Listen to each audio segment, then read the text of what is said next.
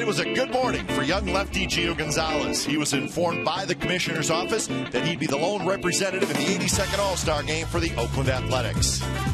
Gio earned the right with the lowest ERA and opponent's average against among lefties in the American League. Today, he looks for a great afternoon as he takes the hill in the rubber game of this final interleague series against the Arizona Diamondbacks. A's Baseball on Comcast Sportsnet California is next.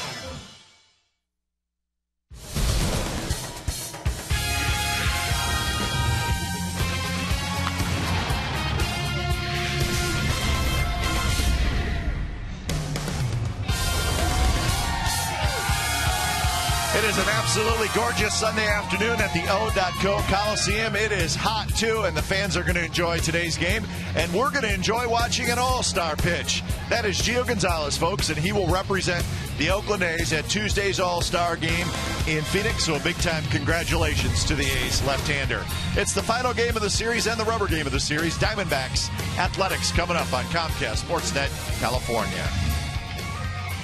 Well, good afternoon, everybody. Along with Ray Fosse, I'm Glenn Kuiper. Welcome to Oakland A's Baseball. Gio Gonzalez is an all-star, and he certainly deserves it. He's been terrific this year. There was some talk about maybe Cahill, but I think Gio has been the best starter for the A's, no doubt. He has been very dominating. I think the American League teams have seen that. The Diamondbacks today will see him for the first time. They will always see what we have been seeing, a great fastball, curveball, and changeup. Gio Gonzalez is just an outstanding pitcher. The thing about him, he does not miss a start. He takes the ball every fifth day. He'll pitch over 200 innings. He'll get his wins. And when you can rely on a pitcher to take the ball as often as Gio does, not surprising that he is an all-star. I think this is just the beginning of many, many great things for the A's left-hander. Diamondbacks will send Ian Kennedy. We thought he had a pretty good chance to be an all-star. He was not picked, although he's part of the final five in the fan voting. And you know what? He still may get in. And he does a tremendous job. When he takes the ball, it's usually 8 innings. That's what he's done 7 times this year for his manager, Kurt Gibson. A fastball, curve, slider, changeup,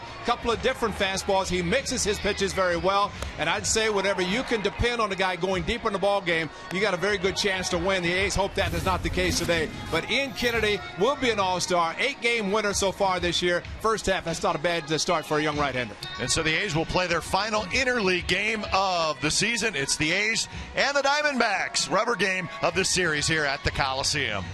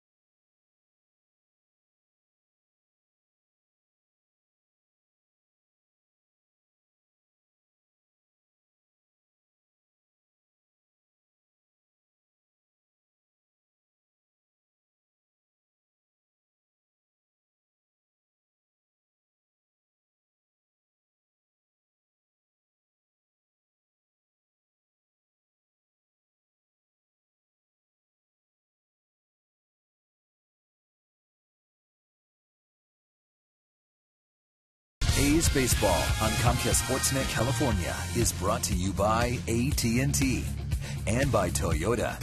Check out the great deals at your local Toyota dealer today.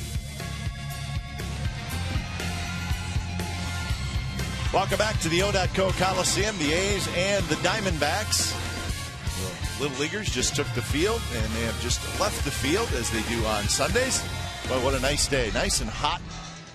So maybe the ball will be carrying today. It usually does with warm weather. How hot is it? Well, we'll tell you with the Game Time weather brought to you by the Santa Cruz Beach Boardwalk. Get to the beach. Admission-free boardwalk is open daily. 83 degrees. How about that? I hope those little leaguers had the long cleats on today whenever they took the field with the players, you know, to be out there and show that they're ready to play. Yeah. Every day they're ready to play. Well, you don't want to dig up the field before the game starts, though. You don't want to have that happen. Bob Melvin again taking out the lineup card as Matt Williams for the Diamondbacks. Not surprised the skipper wanted to go out to check out the lineup card, his former team. And I would think maybe former teammates. Absolutely. Melvin and Williams. In the Dodge Charger keys to the game while they're exchanging lineup cards, waiting for Gio to take them out. And we will say, Gio, you're an all-star. They made a song about that, didn't they? You're an all-star. It's warm out, but will the ball travel? I think that's the best thing for the A's. I'd love to see some of the baseballs travel in this nice warm weather today and tomorrow for the 4th of July, a big weekend. We saw the tailgaters out in the parking lot as we had our open. And that's always a lot of fun to come out early tailgate before a baseball game. And we'd love to see a crowd as big as last night, over 30,000 on hand for the fireworks night. But Gio is an all-star. That's great. So let's take a look at the lineup that Gonzalez will face today for the Arizona Diamondbacks. Willie Bloomquist again in the leadoff spot. He'll play left field today. Kelly Johnson at second, Upton and right. Young, big series and a big game last night. He'll be in center. Drew at short. Willie Mopena again the DH. Nady at first. Roberts at third. And Henry Blanco will do the catching today for Arizona. And it is Gio Gonzalez. He's facing the Diamondbacks for the first time, so they will probably say the same thing the American League teams have been saying for a couple of years, and that this young man is good. 7-5 record, 238 earned run average. That puts him 4th in the American League. He's back to the gold jerseys today. He wore the green tops in his last start. So Gio Gonzalez will start today. He'll also start Friday in Texas against the Rangers, and then he will join his American League teammates in Phoenix starting Sunday night through Tuesday and resume play that next weekend. But he is an all-star and very deserving. Defensively for the A's, they'll have Matsui in left, Crispin center to Jesus in right, Sizemore, Pennington, Weeks, and Jackson third to first, and Landon Powell will catch today I should say. So Gio finishing up the warm-up tosses. So with that defensive alignment, and you'll find this out when we show the A's lineup, but Chris Carter in there today as the designated hitter.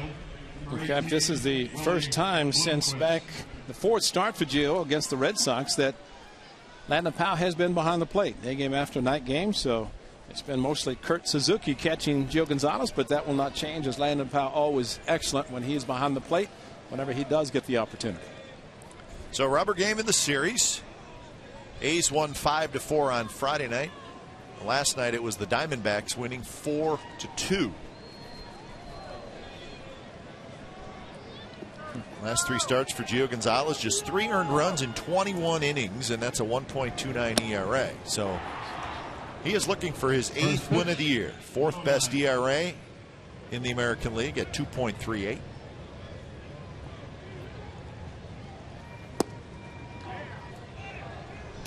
So 2-0. Bloomquist, Johnson, and Upton, the first 3 hitters for the Diamondbacks. Diamondbacks are 45-39. 3 games behind the Giants in the West, and they're 22-20 on the road.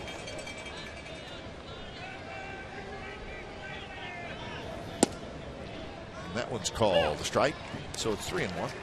Well, let's just hope Gio can get through this first inning, because there's no doubt the way Gio is, he's always thinking about his teammates, and there's no doubt the announcement that he is an all-star, and again, very deserving, but sometimes you try to do a little bit too much when that announcement is made.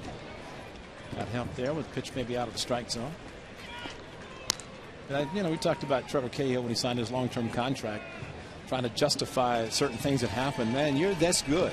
You don't have to justify anything. You're getting the contract as Trevor did.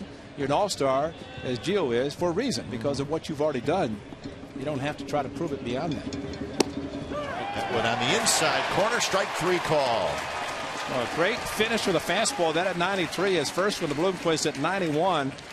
But we've always said when Gio completes the pitch, fastball inside, it's almost unhittable, and especially at that location. Nailed the inside corner. Tommy Cam right there showing it right on the corner. And DJ Rayburn made the call. All right, that is strikeout number 100 for Gio Gonzalez. And as far as innings pitched, 102 1/3 innings pitched for Gio Gonzalez. So strikeout an inning in the big leagues is pretty impressive. Last year, Gio struck out 171 in 200 innings. Well, one thing Gio has done since the start against Kansas City, that was about 3 ago. That was a game here against Kansas City on the 16th of June. And he started using his fastball more. He did it that game, striking out 10-9 with a fastball, and did the same with the Mets and the Marlins. And we're seeing it already in the first couple of batters this afternoon.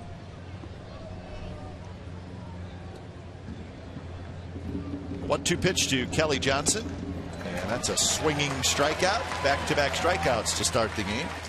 Not a bad first curveball of the afternoon. After the fastball to Johnson, the home run on Friday night, but a big hook and a swing is Johnson looking fastball, and it just disappeared. Number 10, Justin Upton. So here's Justin Upton, who, like Gio Gonzalez, is an all-star.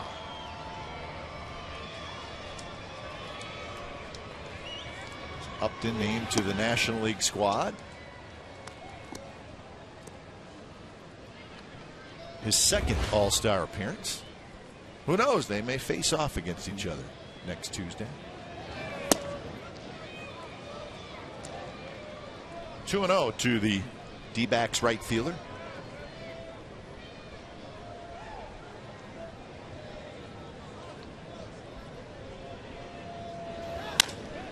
On the ground, 2 Weeks. And Gio Gonzalez, a 3-up, 3-down top of the first inning. A's come to bat. No score, bottom of the first.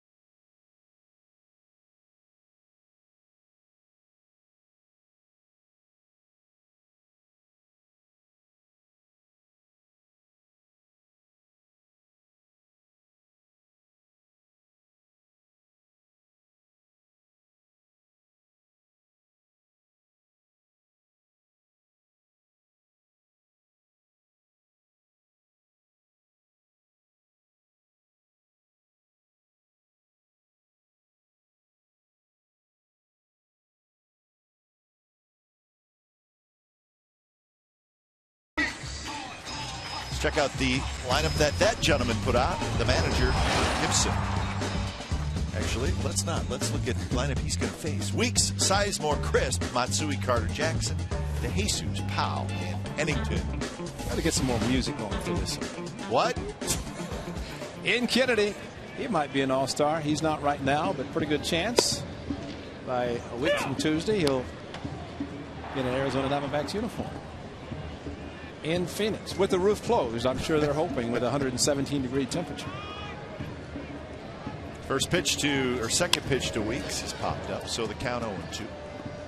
Weeks, Sizemore, Crisp, first three for the A's today, wearing the alternate gold tops.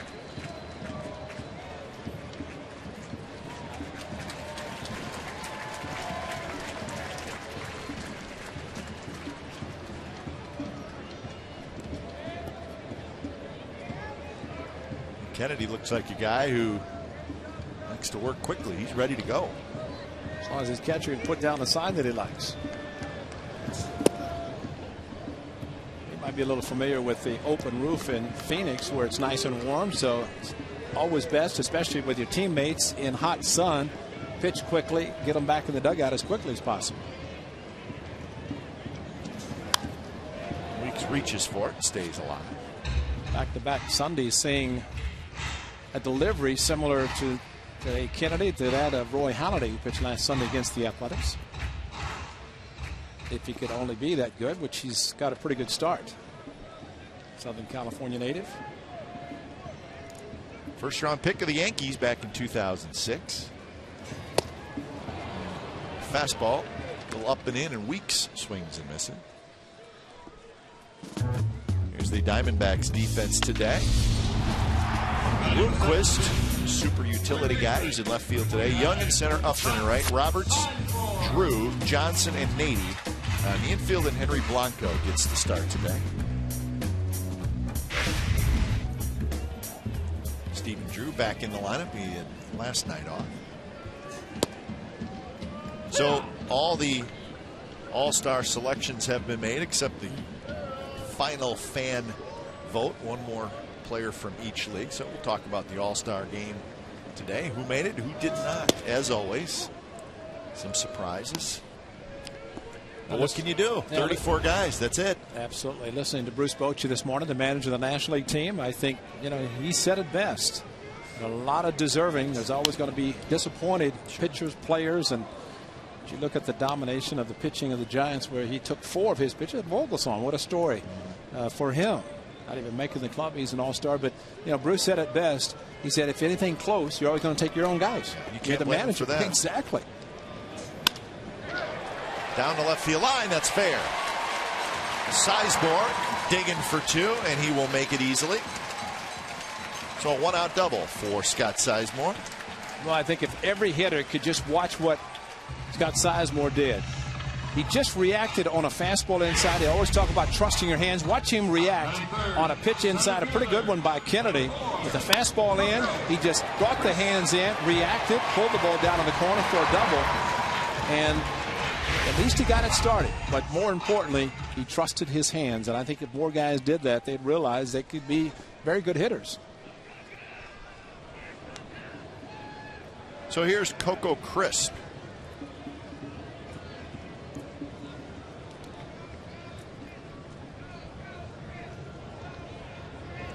Well, struggles with runners in scoring position was an issue in last night's game. I think the A's had him 1 for 8. So there was some opportunities there. If you keep that number every day, that's ugly. I know. That will be an ongoing ugly number. I would say that you're right. At least 250. You're right. 2 for 8 would help you out. Yeah. I mean, granted, it's not easy because a pitcher pitches differently when he has a runner in scoring position. I mean, that's understandable. You might throw a first pitch fastball with the bases empty. You got a runner in scoring position. They change everything. Become more of a kind of a backward pitcher. They'll throw off-speed pitches and fastball counts, hitter counts, but they're definitely much better normally. And that's why they're good. In the case of Kennedy, he's won 8 games because of it. That one a bit outside, so the count is 2-0. So against Kennedy, 137 batting average with runners in scoring position. He's got a 3.01 ERA. He is 4th in the league in innings pitched at what is now 117. You talked about pitching 8 innings, which he has done bunch of times this year, 7 times. So he's a workhorse. Yeah. I mean, he's a guy you can build your staff around.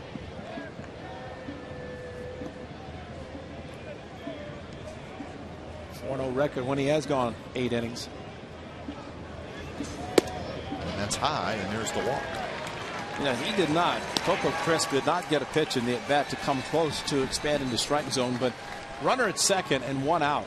I think a lot of times a pitcher is not really disappointed if he walks the batter, and that's why hitters maybe can expand their strike zone, try to hit a pitch that maybe is a ball close enough that they can do something with, because what Kennedy has just done is created a double play possibility. Last night with Joe Saunders, who an excellent ground ball, double play ground ball pitcher. And Matsui, of course, will try to change that with his at bat with runners at first and second. 6 homers, 33 runs batted in for Hideki Matsui. He got a first pitch fastball fouled back. That might have been a ball, but Hideki figured after 4 pitches out of the strike zone, come in with a fastball. He did, and just could not make solid contact. Back to the Gold Glove of Hideki Matsui. Yeah, left field. He's showing Ricky Henderson's speed. Gold Glove building the outfield.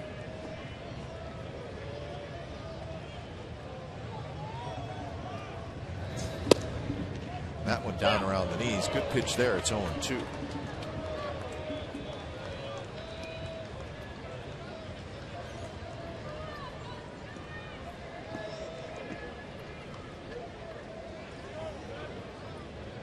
On deck is Chris Carter.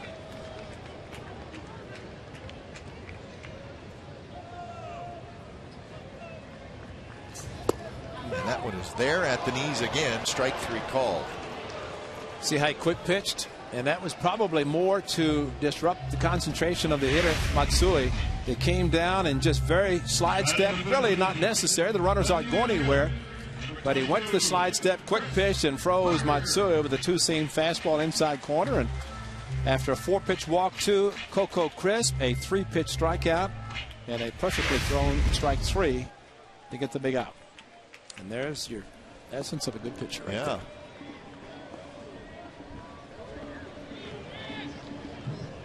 So here's Carter. Some more numbers on Kennedy. He's allowed 1 run or less 9 times this year, and this is his 18th start.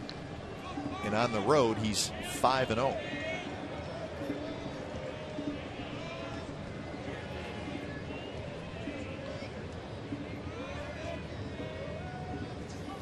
Swing and a miss. Carter is 3 for 12 since being called up. Does not have a home run. Does not have an RBI. Are you predicting all of that taking place in one swing of the bat? That would be the easiest way to accomplish everything.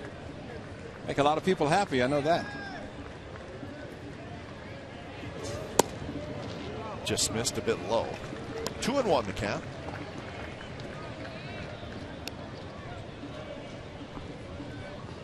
When I think of Chris Carter, the name Joe Carter comes to mind. A very powerful right-handed hitter. One of the biggest home runs in Blue Jay history in the '93 World Series. Chris Carter's got a chance to be as dominating as Joe Carter was. Well, I would say that would make a lot of people happy. If he had the career Joe Carter had, and if he hit a big home run like Joe Carter did, all in an A's uniform, That's right. We'd all be happy. Thank you. Starting today. That means there would be another world championship for the Open.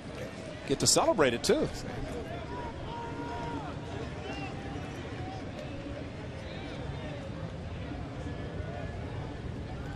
Last night he hammered a slider to left field.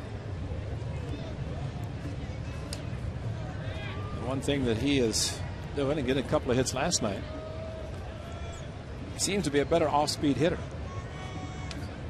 See what Kennedy does to him with a couple of strikes. It's challenging. 5 pitches, all fastball. Well, would you agree with me where Carter, to me, his hitting style is, it's interesting. He's so big and strong that he can get away with it, but he really looks like he hits off his front leg. He does. He does. And most guys, especially power hitters, hit off their back leg. But he can get away with it because he's just so big and strong. And that's what we saw last September when he came back and hit home runs, but just jumped off his bat. 2-2 pitch hit hard. Roberts juggles and then throws to Johnson. Side retired. A's strand a pair. We're headed to the second. No score.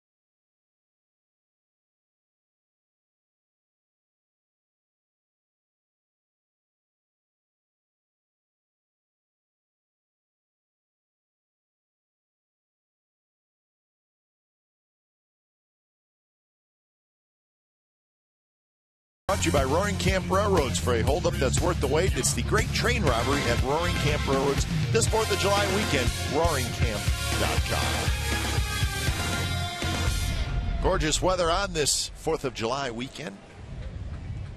We have day baseball tomorrow on the 4th as well. No score. A's and the Diamondbacks, top of the second inning. Gio Gonzalez had a 3-up, 3-down first inning with a couple of strikeouts, so he's off to a good start. And we're going to give you the American League All-Stars this half inning. Talk about some of the names on that list. Interesting, as always.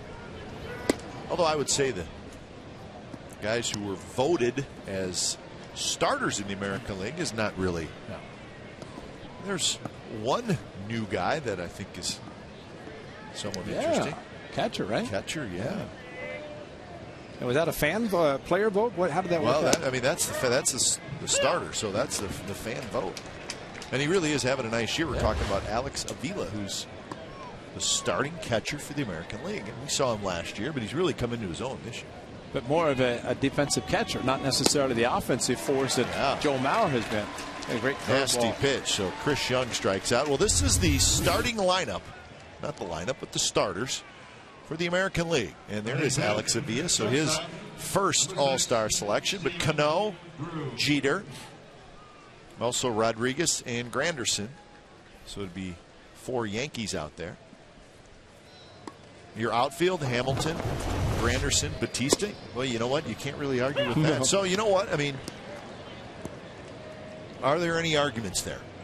No. Derek Jeter, maybe, but Derek Jeter is he's it's a been popularity. On the disabled That's list, definitely a name that's been an all-star for a long time and world champion.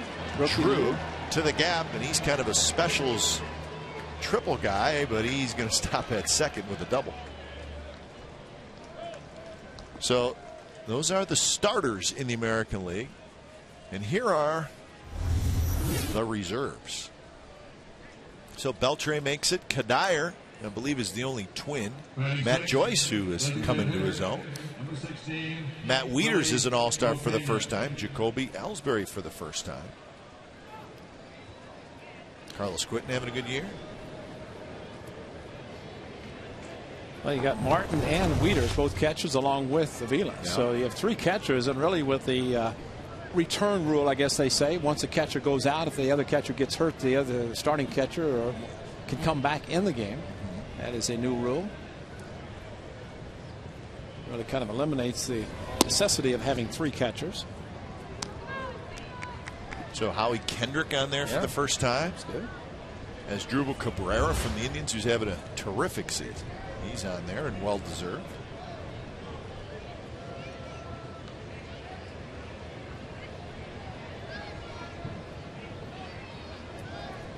Michael Young as a DH. So the Rangers took 4. The Yankees have 6.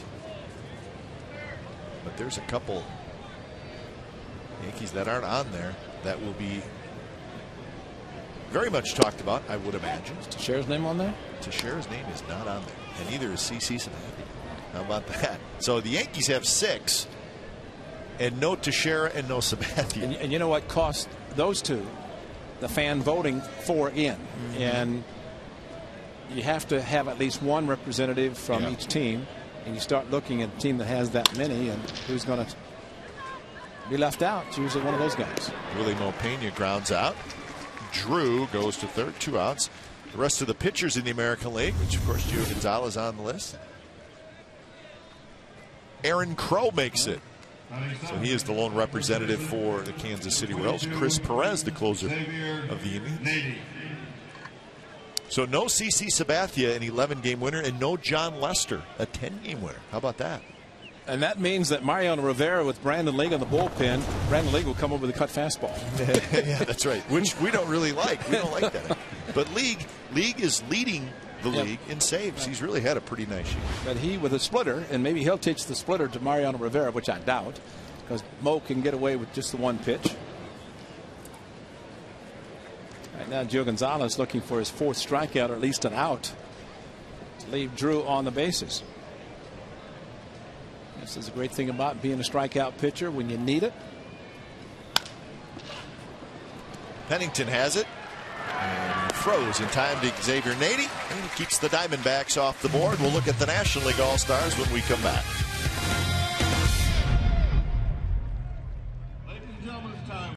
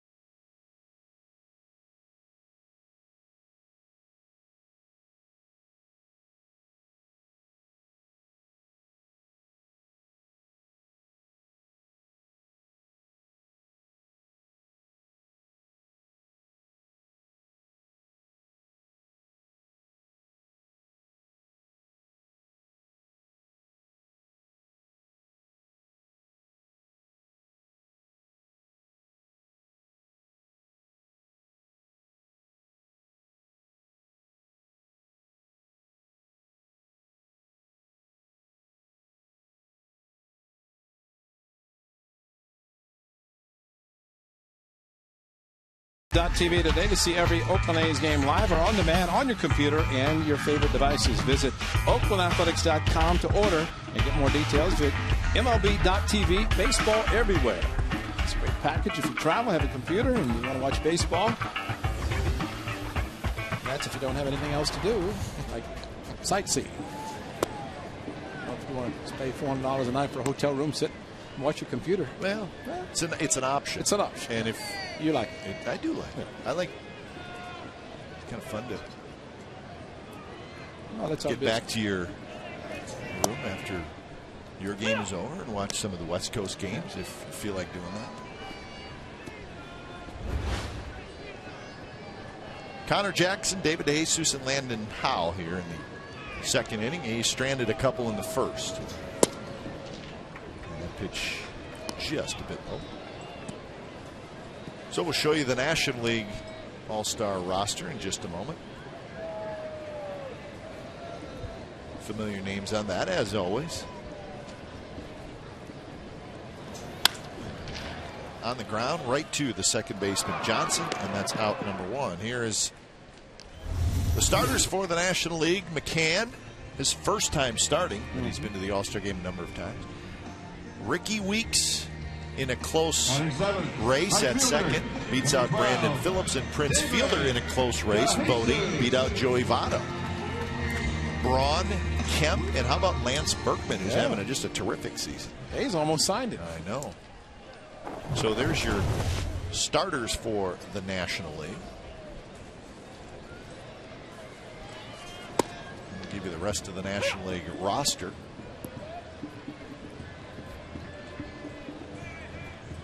David DeJesus, 228 with 5 homers and 22 runs batted in.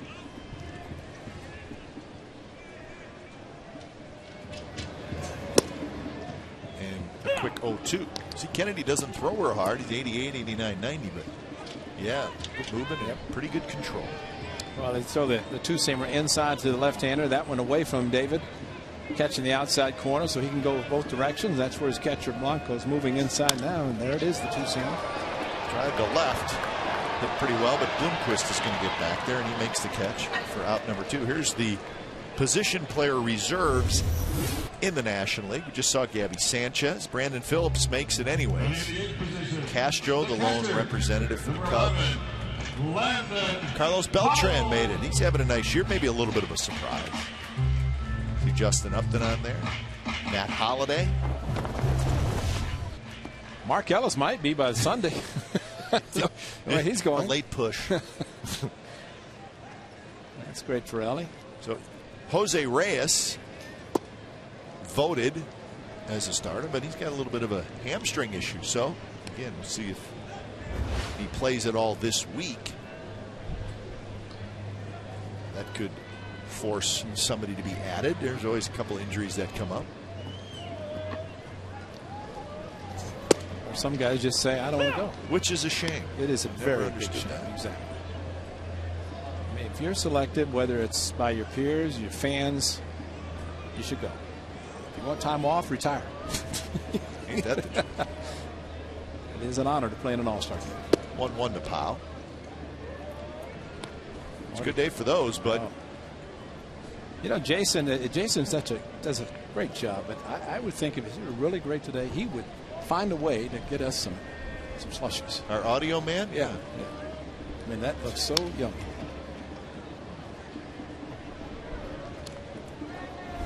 Here's the pitchers in the National League: Halliday, Lee, and Hamels. So 3 make it from the Phillies, 4 from the Giants: Lincecum, Wilson, Kane, and Vogelsong, which is a little bit of a surprise pick, although he's pitched very well. Got a no decision today. And that's a swinging strikeout, 3rd strikeout for Ian Kennedy. And the A's go down in order in the 2nd.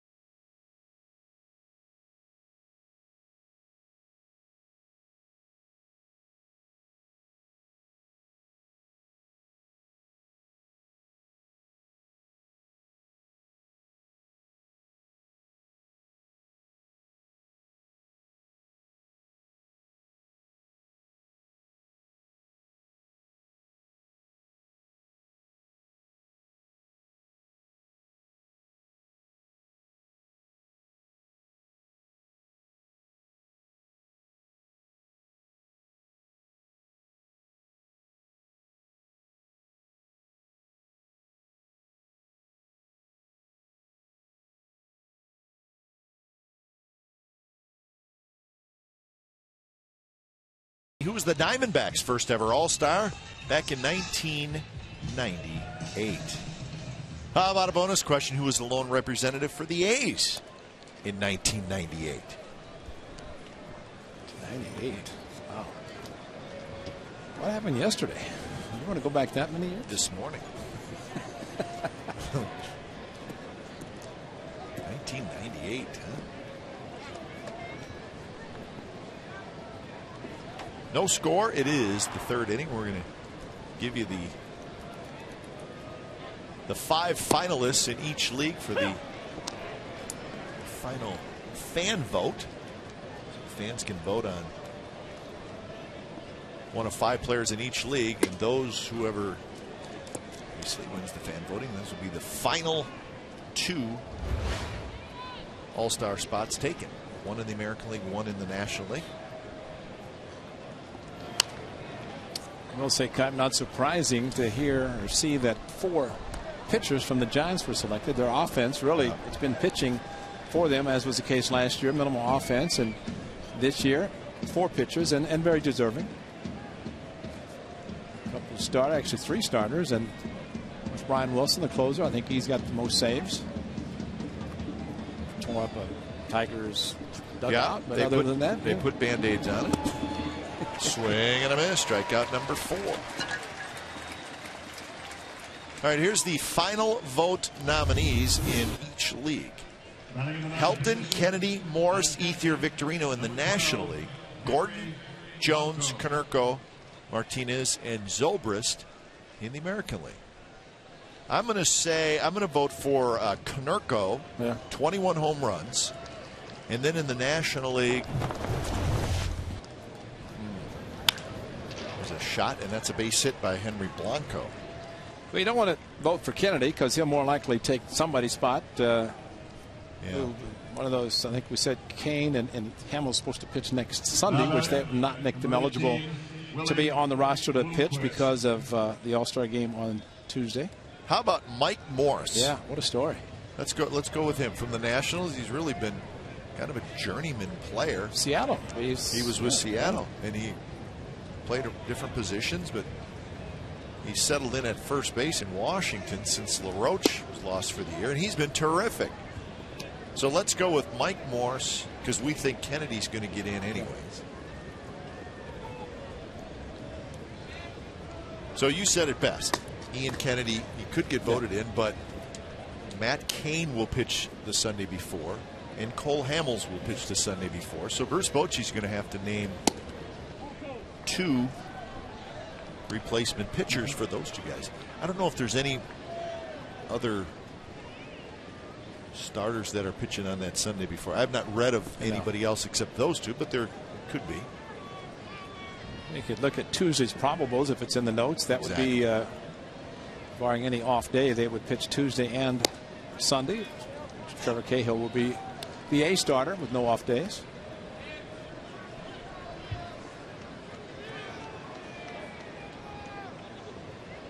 Gio's missed 3 pitches outside of this leadoff hitter Bloomquist, the runner on base, and those fastballs outside just doesn't finish as much. And there's the walk. So a 4-pitch walk to Bloomquist, and the D-backs have 2 on and 1 out.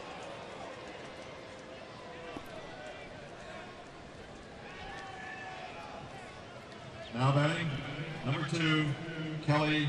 Gio struck out Bloomquist with a 3-2 fastball inside corner. He started his first at bat 3-0, as was the case in this one. Only walked him on 4 pitches, but got Bloomquist back to 3-2, then struck him out, but could not finish him off this time.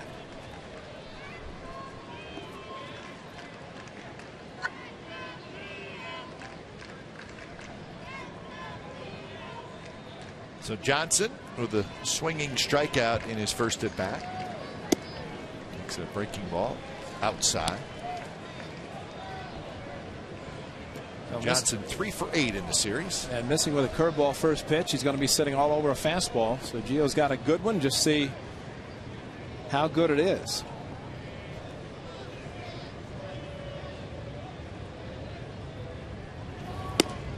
Up and in.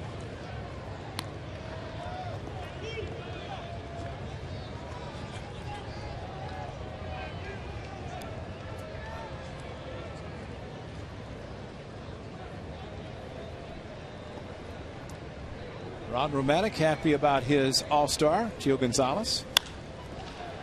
Pop up. Could be a play. Matsui is going to watch it fall, and so is Sizemore. Sizemore had the best shot at it, just could not get to it. Also had the bullpen mound that he had to be concerned about. Johnson, who can pull, as we saw Friday night, that Matsui is shading him more towards left center. And once Sizemore went up the incline of the mound, the back part of the mound, that kind of stopped him because he felt it right there and just could not continue. If you could look down and go around the mound, might have a better chance. That's a long run.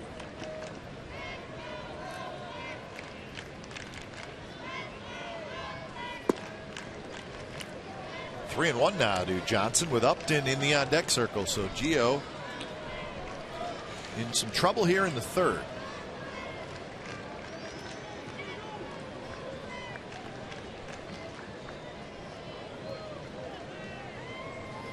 Swing and a miss. Came right at him. 94 miles an hour. If there's ever a time to hold a little bit in reserve, this is it. Gio at 94. He's been about 91, 93 with a fastball. Got a little bit extra that time, and we'll try to do the same on 3 and 2.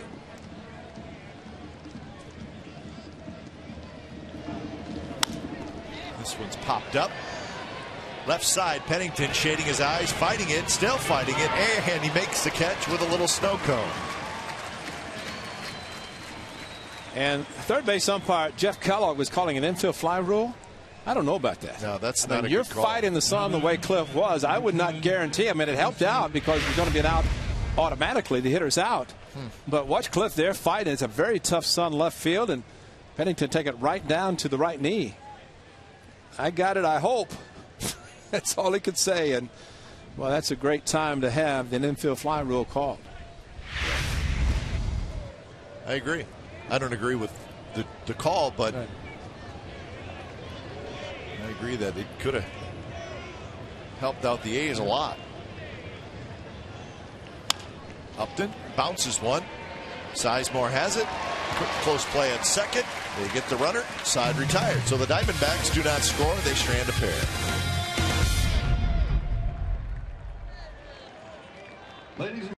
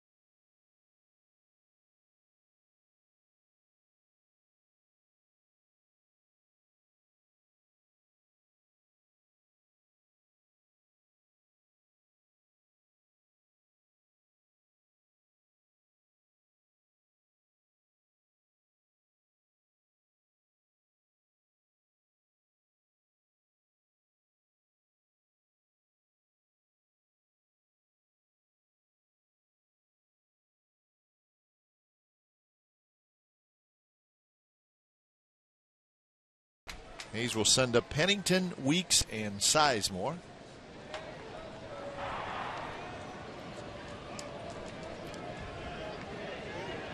Pennington hitting .244 with 3 home runs and 22 runs batted in. Low strike called by DJ Rayburn. Pinning back down in the 9th spot of the batting order. He was happy in the 2nd spot, struggled a bit. So after getting last night off, drops back down to the 9th spot and I think, again, Bob Melvin just trying to work the lineup. Josh Willingham, once he does come back, I think will change a lot of the positioning of the lineup of the guys. We should mention that Willingham today was the day that he was eligible, but he's still a little ways away, it sounds like, which is too bad.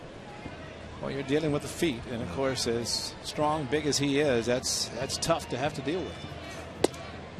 Just have to make sure he's healthy when he comes back, because I think the last thing a player wants to do is come back and then have a reoccurrence and have to be activated off the DL and have a reoccurrence of an injury if he's not 100% or at least close to it.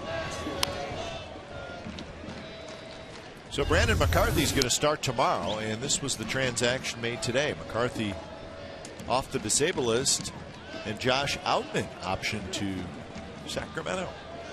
So Outman made 8 starts, and he's going to head back to AAA.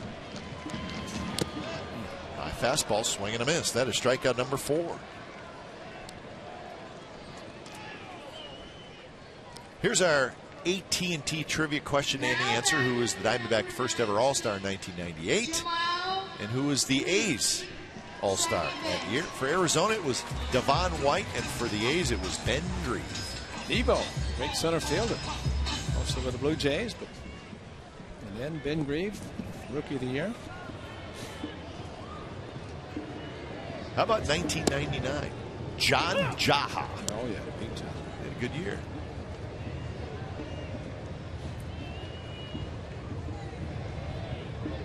Last year, of course, Bailey and Trevor Cahill. Cahill could not pitch because he pitched on that Sunday, so Bailey was added. And he did pitch. He did not pitch in 09. His first All-Star. Probably would have been an All-Star this year, except he's on the disabled list first couple of months of the season, but he'll be back. 2008, it was Justin Dukeshire. 2007, it was Danny Herron in San Francisco, and he was the starting pitcher. 2006, Barry Zito.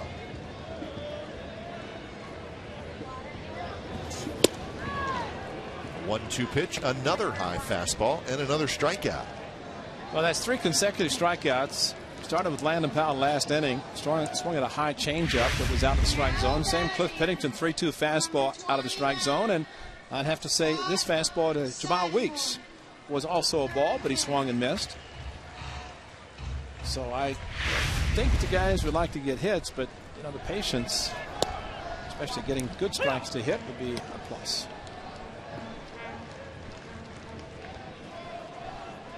Seven in a row retired by Ian Kennedy.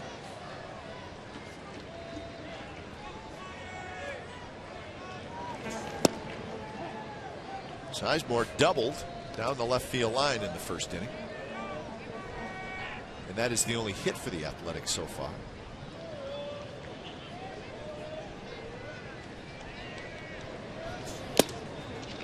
Fastball, swing and a miss. Come on, Gio. Yeah.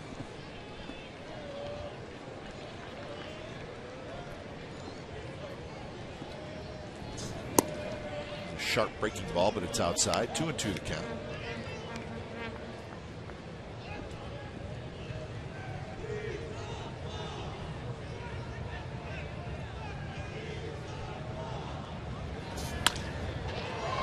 Drive to right. Upton back. And he's got it. Side retired. 8 in a row retired by Ian Kennedy, and we're headed to the 4th. No score.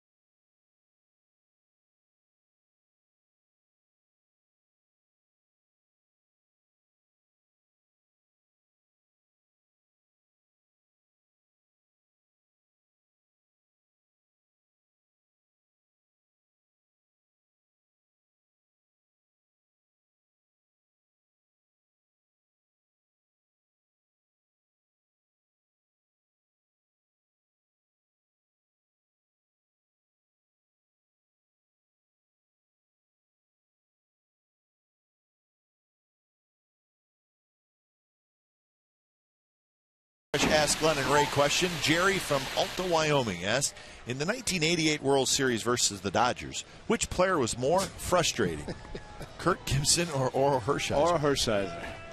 All right. Sounds like there must be a reason for that because your answer came out quickly. Yeah. I'll tell you why. Kirk Gibson, he hit the walk-off in game 1. Oral Hershiser, forget about the numbers. He played to a camera better than anybody I've ever seen. Really? In World Series. He pitched, and especially here, doing radio with the great Bill King and Lon Simmons. And I can't remember the network that was televising, but we would have the shots in between innings. Yeah. And they'd have the camera down in the dugout, into the dugout, on the pitcher, in this case Hershiser. That one lined off the wall. It's picked up quickly and fired back in, but Chris Young is going to have a leadoff double. It did not take long to get down to the corner. So Oral knew where the cameers were, is what you're saying. Big time. Big time. I mean, he was outstanding, had the consecutive scoreless innings, and of course he won the second game, won the final game. But you'd see him in the dugout, and everything is normal. He'd look down and he'd see the red light come on. He'd pour water on himself and just go through the whole thing. Said, come on, But he'd always turn to see the red light, But he was good. I mean, he deserved everything that happened that year. Yeah.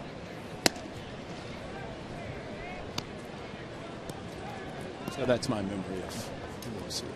You know what? I believe you more than anybody. Well, you know what our good friend Lon Simmons would say. Oh, yeah. I'm sure Lon loved that.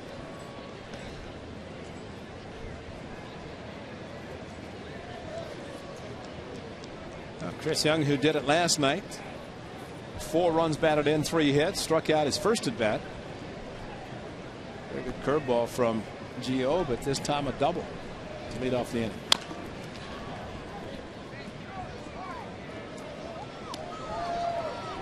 So 1-1 the count to Stephen Drew, who had a double of his own in the second inning.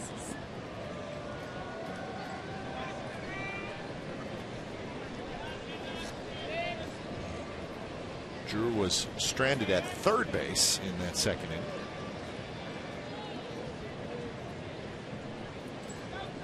Young, good speed at second. He's dancing around a little bit. Drew checks his swing. He did not go. So 2-1 the count. Willie Mopena, right-handed hitter, will be next.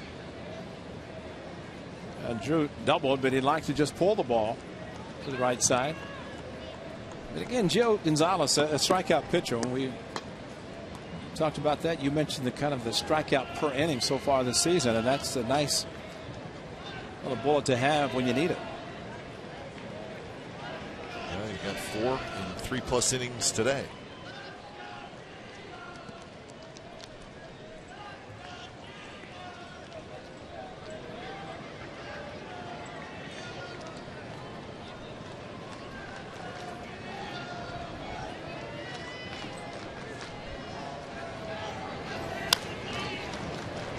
Fastball that time, and Drew had a pretty good swing, but a little late. Well, I looked at second by Gio, and it's a little bit different than having a runner at second base and 2 outs, nobody out. Of course, Chris Young has speed, and it's only Cliff Pennington holding him on. Jamal Weeks playing Drew to pull the ball, so it would only be concern of the shortstop whether he's going to break in behind him. So Gio trying to do his best to keep Young close to second.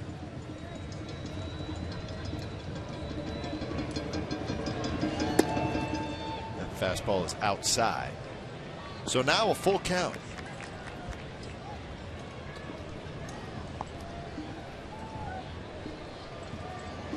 You can do the same thing, trying to get him with a curveball, and if he walks him, sets up a possible double play. I know Willie Mopena is very strong. And that one's hit hard. Nice play by Jackson, but it will get the runner over. So 1 out, Young to third for Willie Mopena, who is big and strong and powerful, but he will strike out. And that is what Gio needs right here. Well, the infield's going to come in. Cliff Pennington motioning to Jamal Weeks to come in, play for the play at the plate. And a lot of this is all because of Not a lot of offense by the Athletics, trying to shut down the run here in the 4th inning.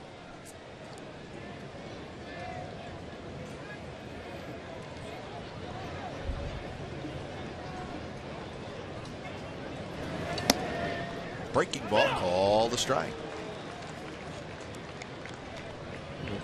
An infielder, get a big strong guy like this, you're saying I got to play even with the play in. Did you see the note in their game notes about his home run the other night? How far it went? No, miles per hour. Oh. They said it left the stadium, or went over the fence, 117 miles per hour. I believe him. The only one I've ever seen that they showed that was Mark McGwire hitting Randy Johnson in the Kingdom. Still going. And they said, oh, he threw that ball 112 miles an hour. I said, no, that was off Mac's bat. And it went upper deck because a laser might have knocked down the back of the Kingdom. 0-2 pitch and tapped, and it's going to kick foul. This is a baseball going out at 117 miles per hour. You know, I can't argue with that. Joe Saunders talking about it. That's an airplane taking off. He is big, he is strong, and he showed it Friday night. You're right, a strikeout candidate, and what better time to get it than now with the runner in third, infield playing in. The infielders would love to see a strikeout and not have to try to knock down one of his shots.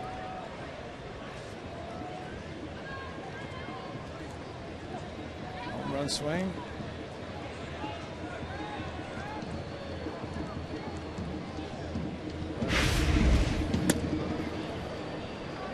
Similar swings, much different results. Fly out to right field on that second swing.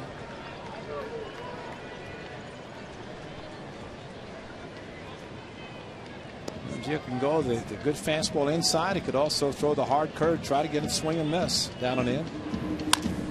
That one hit hard to Pennington. He's got it. And Young stays at third. 2 outs.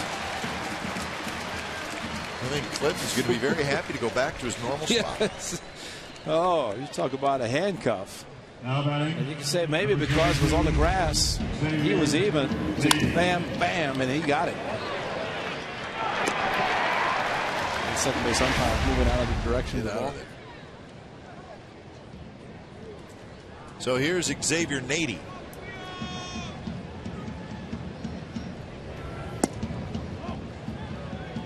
Gio starts him out with a breaking ball, but misses outside.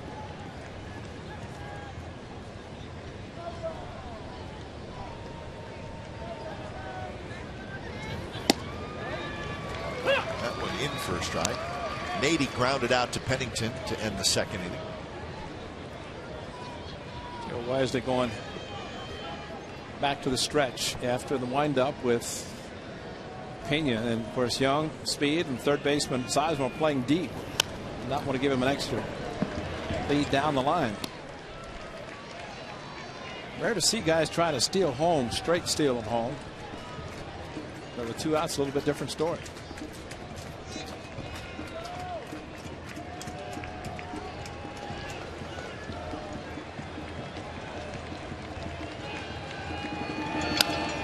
Up to middle, base hit center field. So Nady comes through with a 2-out RBI hit. Young scores 1-0 Arizona.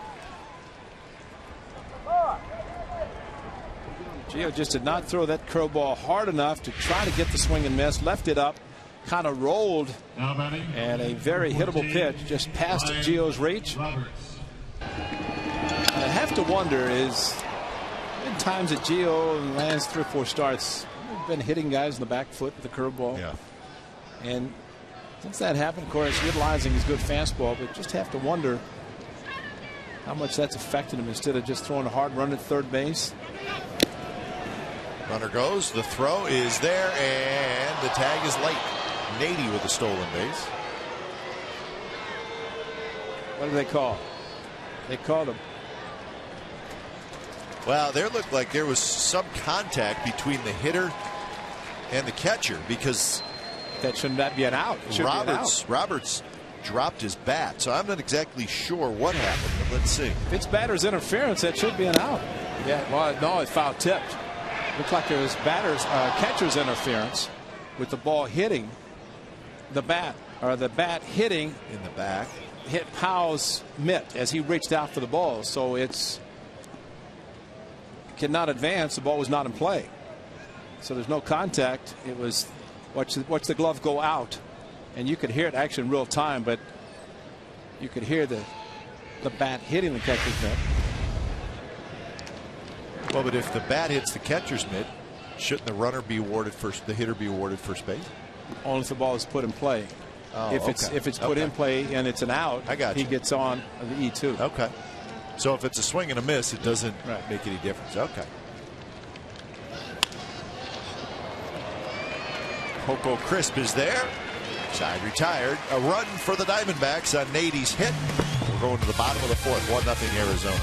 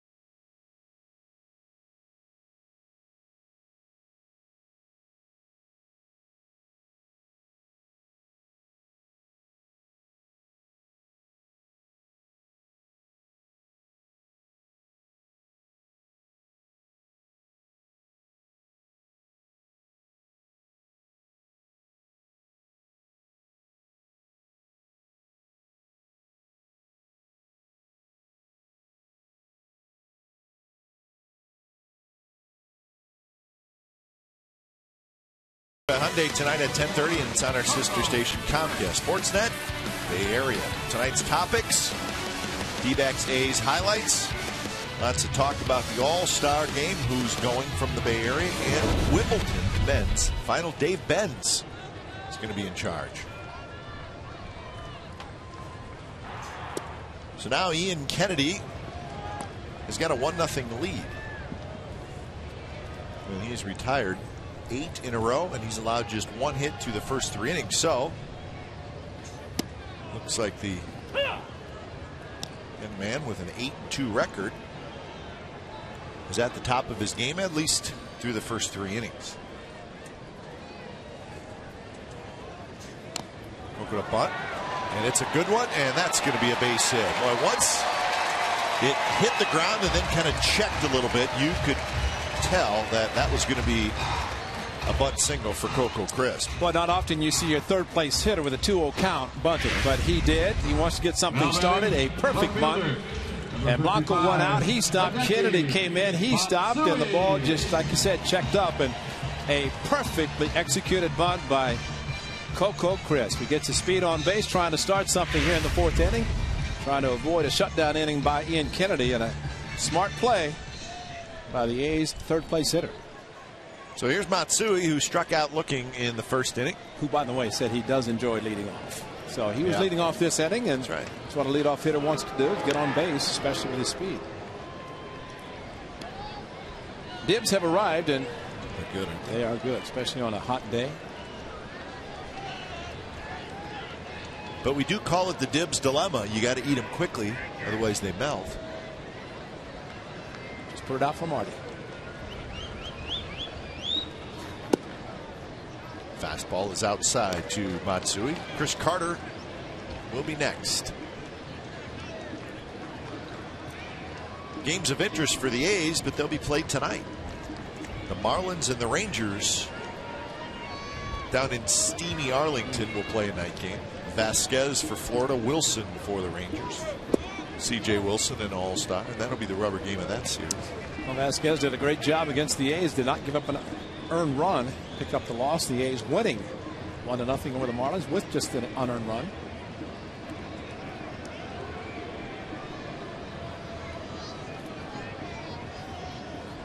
Two 2-0 to Matsui. Coco with a pretty good lead as always.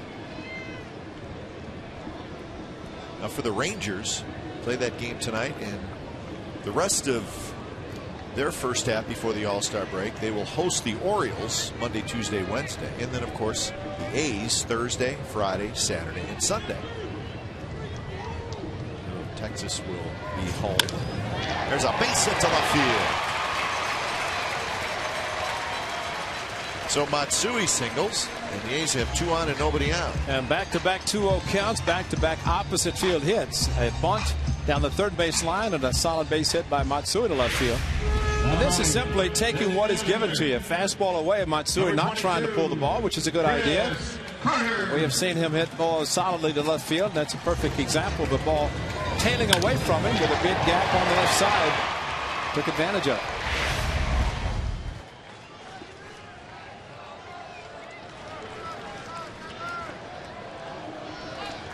So here's Carter.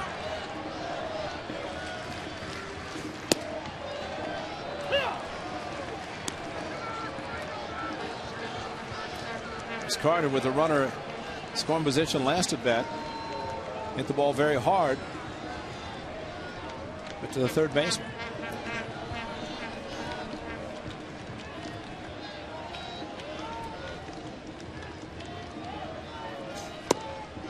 Just a bit low. A 1-1 the count to Carter. So now 3 for 13 at the major league level. The Dodgers and the Angels will play tonight. That'll be the nationally televised game. Billingsley and Santana. And that will also be the rubber game of that series.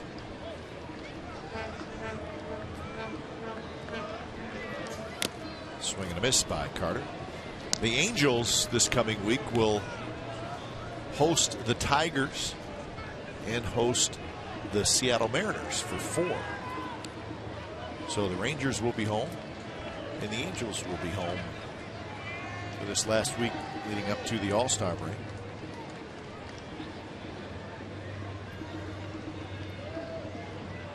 One and 2 to Chris Carter. Little pop-up. Kennedy, the pitcher, makes the catch, and the infield fly rule was called. So Kennedy got a pitch in on Carter, and he could not get it out of his kitchen. So that's out number 1. 28, Carter Jackson. That's a front foot, and there's a pitch inside. He probably, no doubt, thought it was going to be strike 3, so just trying to make contact, maybe to foul the ball off to get another opportunity.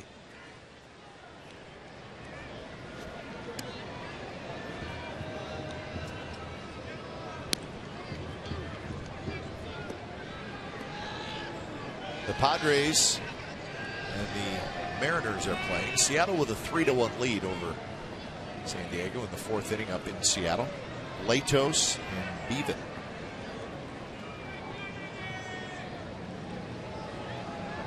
Coco dancing around. He took about 4 steps toward third base and then stopped. I think he was thinking about sailing. Had Kennedy thrown to the plate, he might have taken off. But the other objective, maybe to distract him a little bit. Pitch was outside.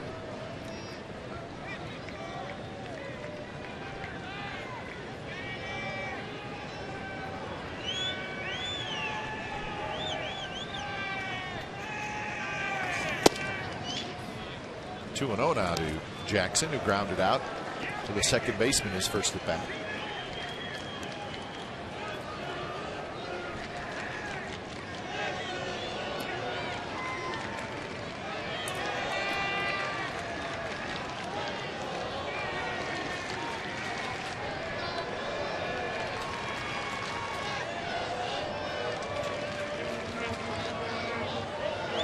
Runners go. The ball's hit hard to second.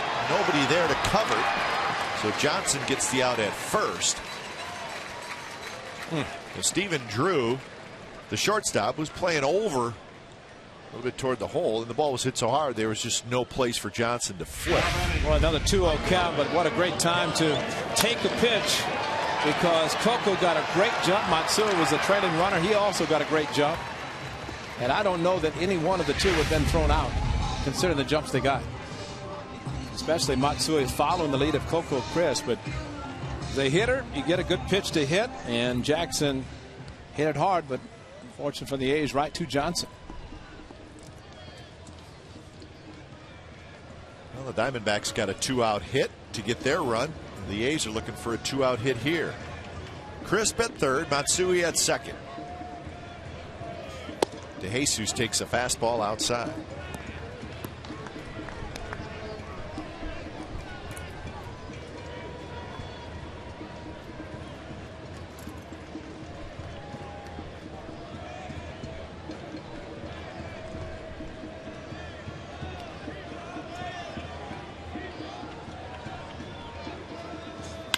DeJesus base hit left center field. 1 run scores, 2 runs score. DeJesus digging for second, and he's got a big hit. A double, driving in 2, and the A's lead 2-1.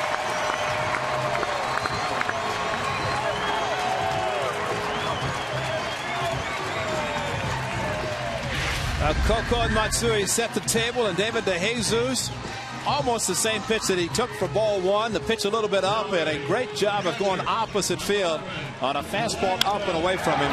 He hit a ball 0-2 his first at bat to the warning track on a fastball in. They stayed away this time, and David DeJesus has been shown a vote of confidence by his manager, Bob Melvin, by putting him in the lineup. And as you said, Cap, last night, maybe similar to what Hideki Matsui getting a chance to play under Bob Melvin, and David DeJesus playing consistently, and he's come through big time, and a pump of the fist. Likes him. I don't blame him. So RBIs 23 and 24, and a couple of big ones for DeJesus. So the A's lead 2-1 here in the bottom of the 4th.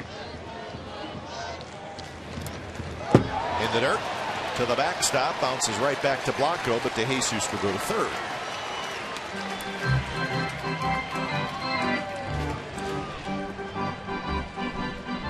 So it's a wild pitch. And a breaking ball. Blanco did not know the ball was going to come back as hard as it did right back to him. He just kind of jogged after the ball. It came back. It's not really going to be a play at third, but there's always that possibility.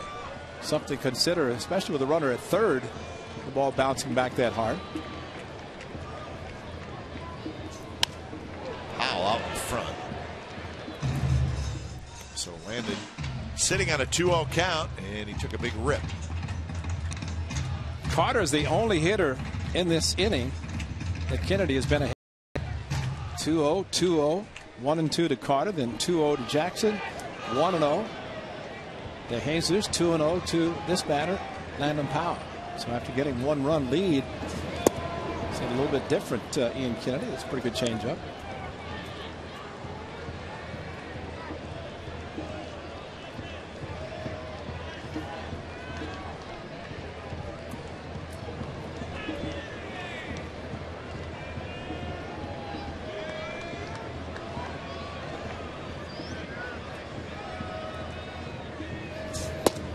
Two pitches, a fastball right down the middle. Strike 3 called. David DeJesus, a big hit. They scored 2 on 3 hits. We go to the 5th. 2-1 Athletics.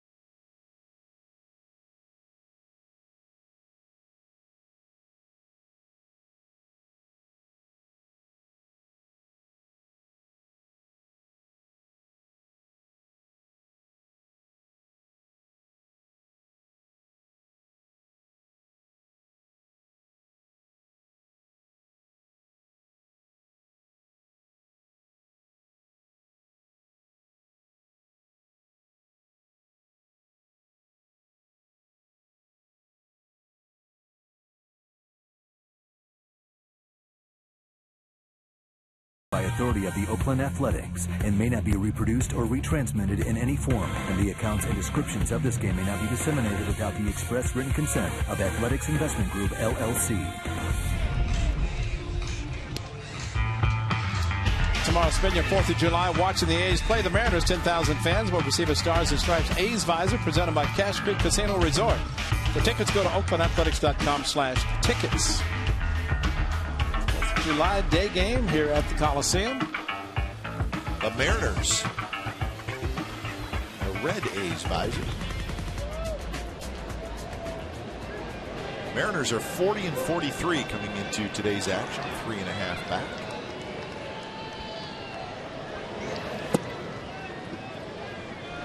The A's will see Pineda, Hernandez, and Vargas. Probably make an argument that's their 3 best pitchers. 2 of the best, that's for sure. Vargas pitching well.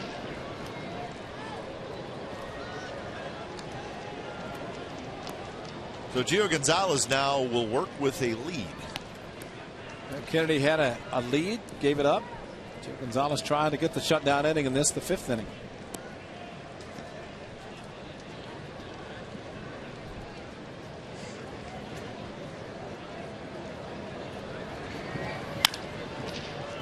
Pennington in the hole, straightens up and throws out Henry Blanco for out number 1 here in the 5th.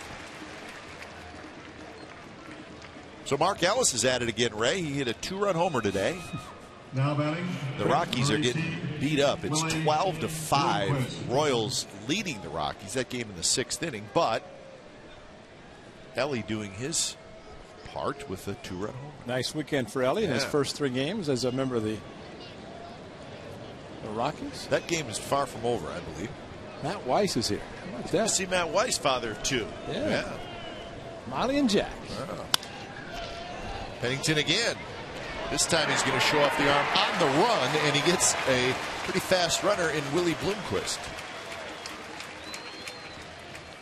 Well, Penny did not want last night off. He got the night off as Adam Rosales started it short, but he is back today and 2 very good plays.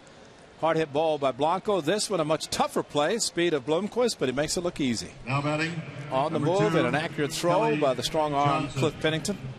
Nice transfer. Boy, you're on the move, off balance. Watch the transfer out of his glove into his bare hand. He has to get a good enough grip to make that throw.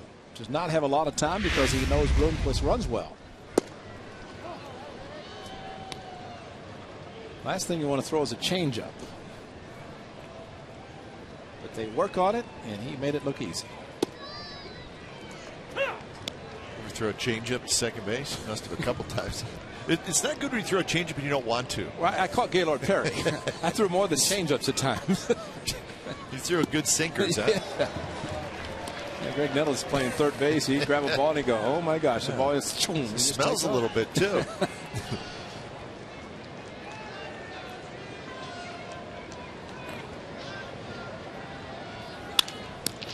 Gio knocks it down, picks it up, and that will do it. 3 up, 3 down inning, 3 ground ball outs for Gio Gonzalez. Bottom of the 5th coming up. A's leading 2-1.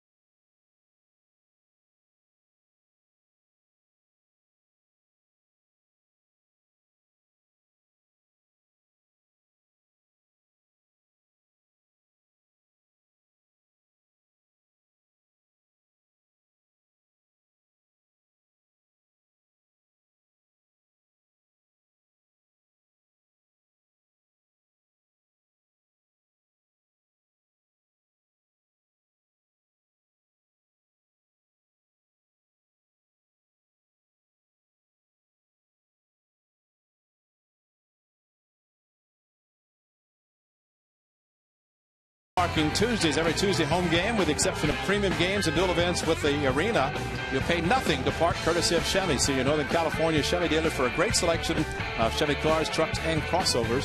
For more information, visit OaklandAthletics.com/Tuesday, and we'll see you this Tuesday when the Mariners are in town. Free parking Tuesdays here at the Coliseum, courtesy of Chevrolet. Bottom of the 5th inning, and it's Pennington, Weeks, and Sizemore against Ian Kennedy. He's broke through against Kennedy in the 4th with a couple of runs on 3 hits. They have 4 hits total.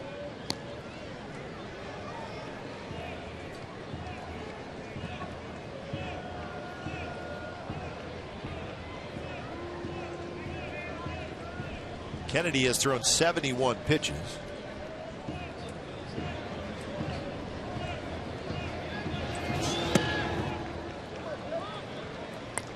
Pennington swung at the high fastball his first at bat out of the strike zone 3-2, but usually that happens. You try to just zone down to the middle of the plate and below the waist. Anything above, you take.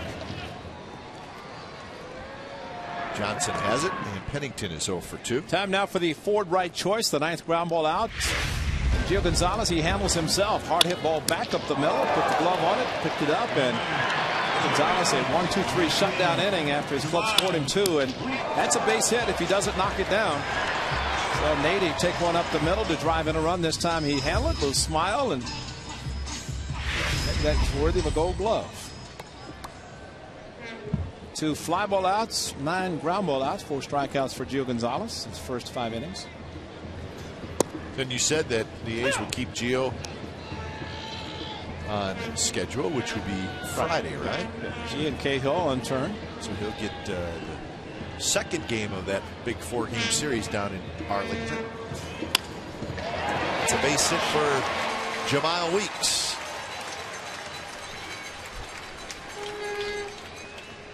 So Weeks has hit his 4th hit in this series. His first today. Got a hanging curveball from Kennedy and a nice, just little reaction. Nice approach, bat straight up, and a pitch that was up because it was a curveball, able to push it out to left field nicely. Might see him trying to steal it back now to get the scoring position with 2 outs. Or make it 1 out. But he might have gotten a phone call from Big Brother today. Ricky, all-star. Ricky's an all-star. And well-deserved. That's a base hit center field for Sizemore. He's 2 for 3.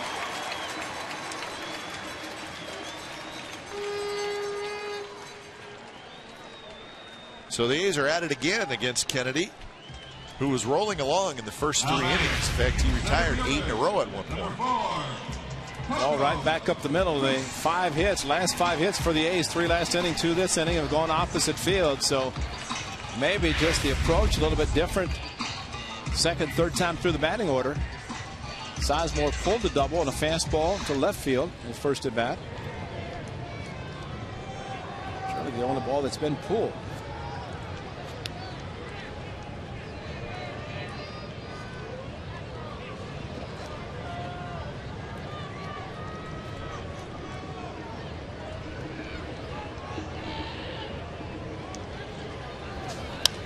Coco goes after the first pitch, pops it up. The shortstop, Stephen Drew, makes the play. 3rd infield fly rule called today by the umpires. Might be a record. Coco started last inning, and I always like to see an inning start with a bunt. Bunt base hit, which Coco did that. He came around to score the A's first run, followed by Matsui, who had singled.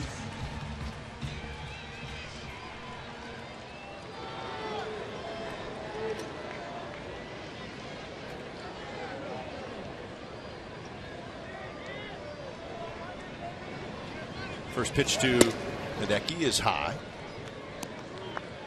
Struck out swinging in the first, singled to left in the 4th, and then later scored in that inning.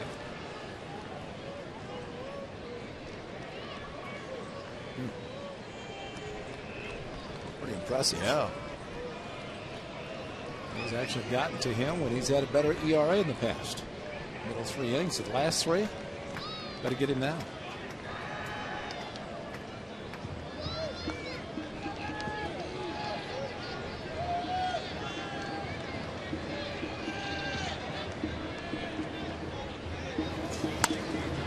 popped up.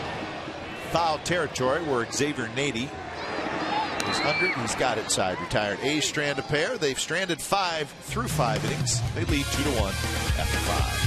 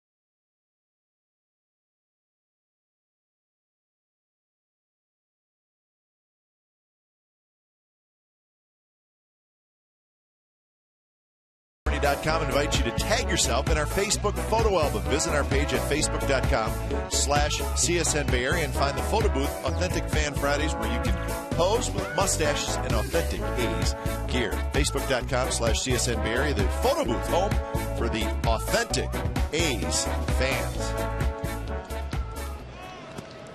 So Gio Gonzalez back to work.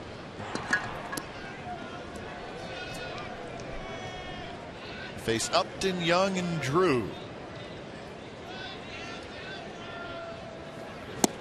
Swing and a miss, 1-1. Upton is grounded out twice.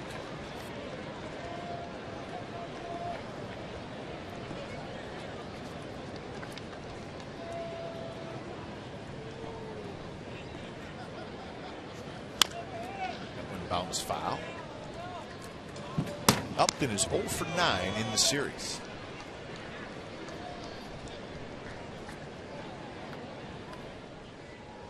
Yankees were 1 out away from a win over the Mets at Citi Field. Mariano Rivera gave up 3 consecutive hits, and the Mets tied it. And now they're going to extra innings.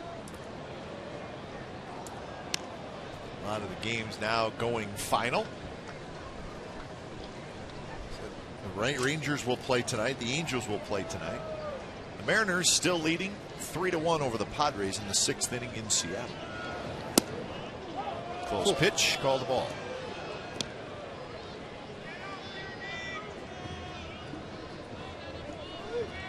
Gio thought he had strike 3. Backdoor breaking ball that home plate umpire just didn't like. And now full count. This will be pitch number 75 for Gio.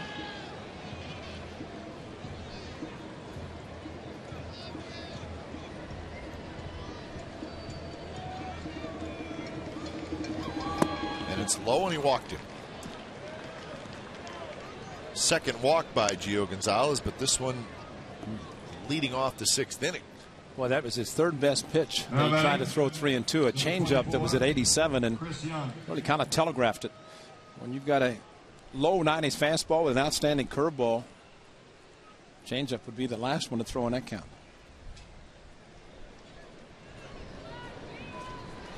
So here's Young. He was 5 for 10 in this series. Got a double today.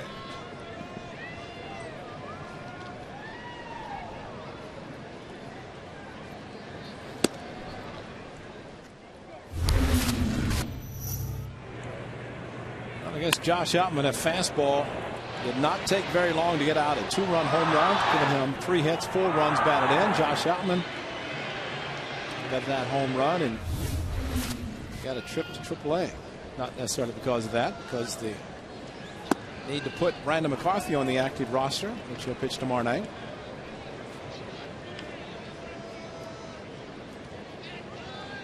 So 2-0 now, the count to Young.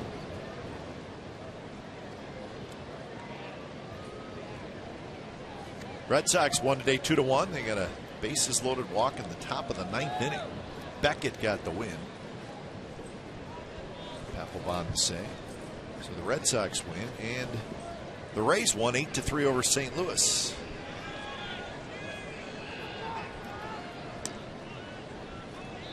The All-Star Lance Berkman homered for the Cardinals. He's got 22 home runs. It's amazing, just because he wanted to play the outfield, he didn't sign with the A's. He could have DH'd and outfield here. Powell and Jackson over near the seats, and it's just into the walkway between the dugout and the clubhouse.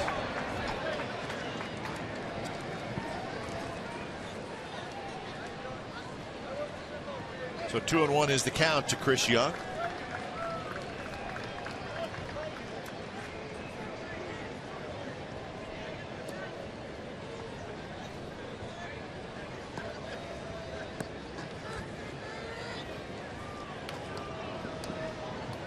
Drew on deck, and then Willie Mo Pena.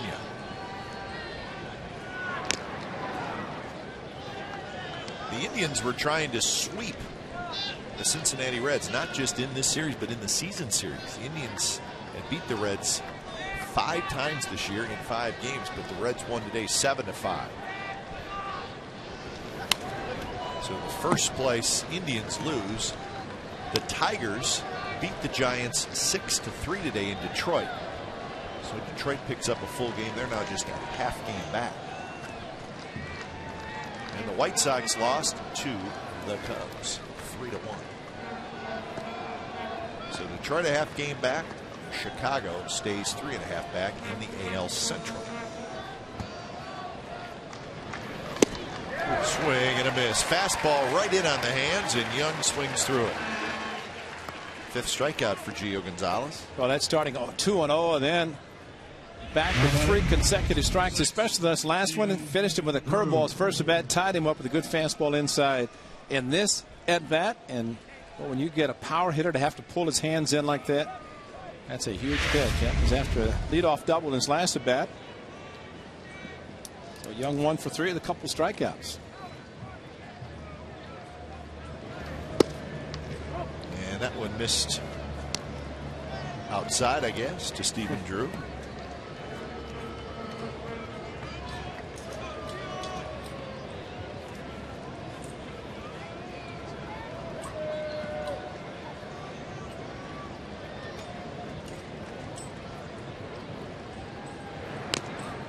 Baseball's a crazy game. Last night, the Milwaukee Brewers scored 3 runs with 2 outs in the top of the 9th to come back and beat Minnesota. Today, the Brewers led 6-1. Twins come back, win it 9-7. Difference in day. Ricky Weeks hit his 15th home run. Jim Thome hit number 595. So Thome closing in on becoming member number 8 of the 600 home run club. Stay healthy. He's had some injuries this season that probably would have already been there.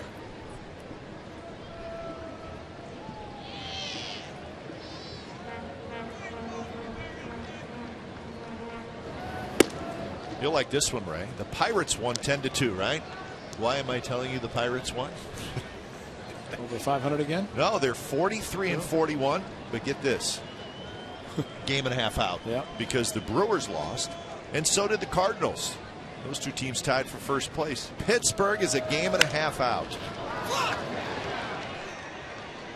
The Sun, but DeJesus makes the play. Weeks looked like he was struggling with the Sun a little bit, but Drew is retired. That's 2 outs. And there's a 3-0 count. The green light, and not really a great swing 3-0. Maybe not the ideal pitch to swing 3-0, but he did, and Gio gets a big out. Well, Clint Hurdle, everybody said, why in the world would you take a manager's job to manage the Pittsburgh Pirates? Well, Clint Hurdle took the job, and they are in rarefied air right now. Well, they've lost, what, 18 consecutive losing seasons?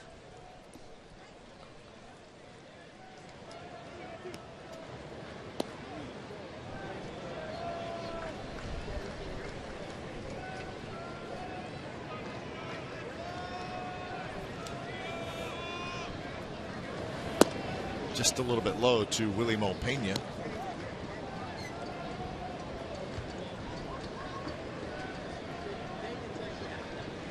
Pena 0 for 2, grounded out to second, grounded out to short.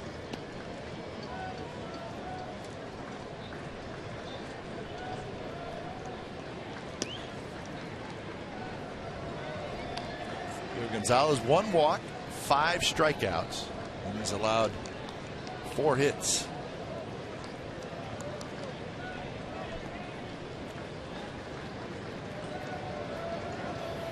Swing and a miss. That fastball that's just got a little tail to it, and if he can get it close to the strike zone, which sometimes he kind of loses it up and away to the right-handed hitters.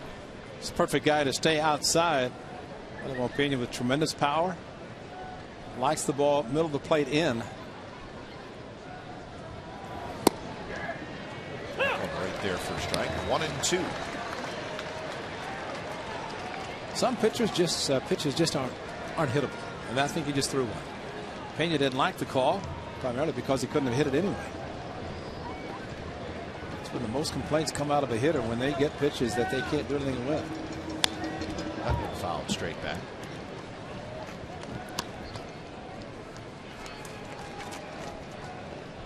The inning started with an Upton walk. But Young struck out, drew fly ball to right.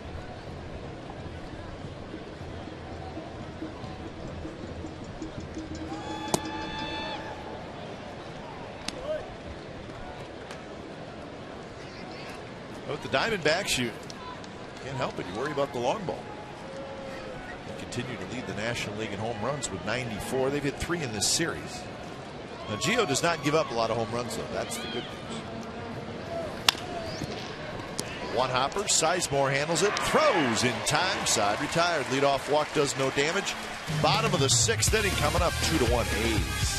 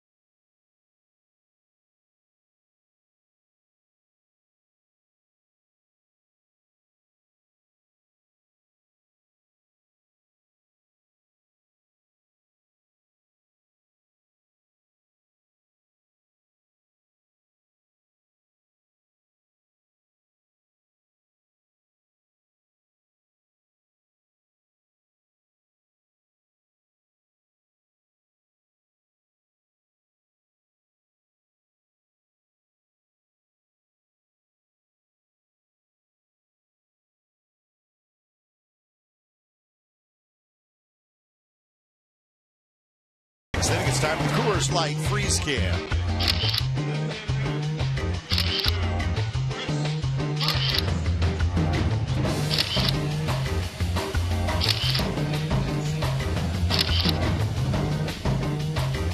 Coors Light Freeze Can is brought to you by Frost Brewed Coors Light. It's the world's most refreshing beer.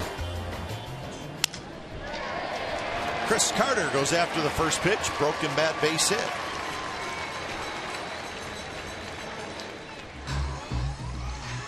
So leadoff runner for the A's. Well, the hitter's got to be saying, why don't you give me a pitch like that when I have runners on base, instead of doing it the first pitch with nobody on. But he'll take the base hit.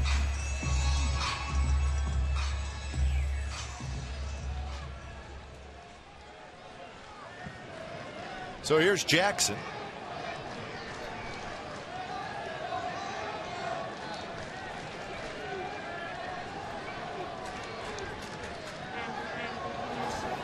Connor takes a fastball first strike.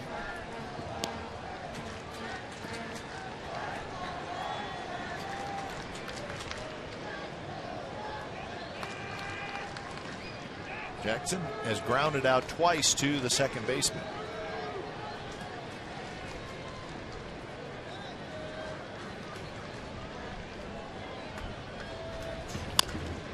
Is that one foul? Well, the Phillies had a 4-0 lead after 2 innings, and Cliff Lee was on the mound. And he was rolling along, but the Jays hit 3 home runs in the 8th inning, and he ended up getting the loss. Cliff Lee gave up 6 earned runs in 7 1/3. One of those home runs by Jose Bautista, his 27th of the year. So Toronto ends up beating the Phillies 7-4 to avoid the sweep. Drive to left. Bloomquist is back, and he's going to play it off the wall. No, he's not. That's a home run right on top of the out-of-town scoreboard. And the A's extend their lead to 4-1. There's a ledge out there, maybe 3-4 feet wide on top of the scoreboard, and it bounced right up there. So Jackson hits his 2nd home run of the year. Boy, it has been a long time. April the 26th. And against his former team, the Diamondbacks, Connor Jackson with a fastball inside, pulled the hands in, opened the hips. And of course, it is a beautiful Sunday afternoon, and the sun shines, which means the ball carries. And this one may be aided by the very nice temperatures this afternoon. Just on the ledge, like you said, Tyler Chatwood on April the 26th in Anaheim. His first home run here in Oakland, and a big one.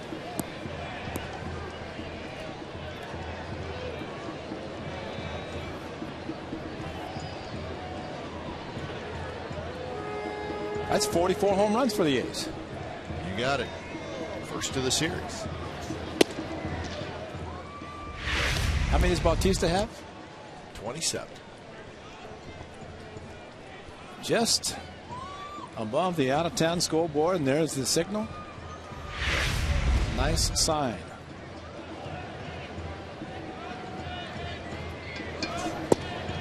Pitch is in for a strike to DeJesus, who has a big hit of his own, and 2-out, 2-run double.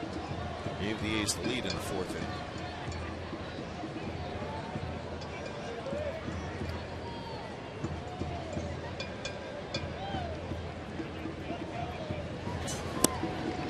Three and one. It's the 11th home run Kennedy has allowed this year. 122 innings, which is not a real high amount. But Jackson will take it, his 2nd of the year.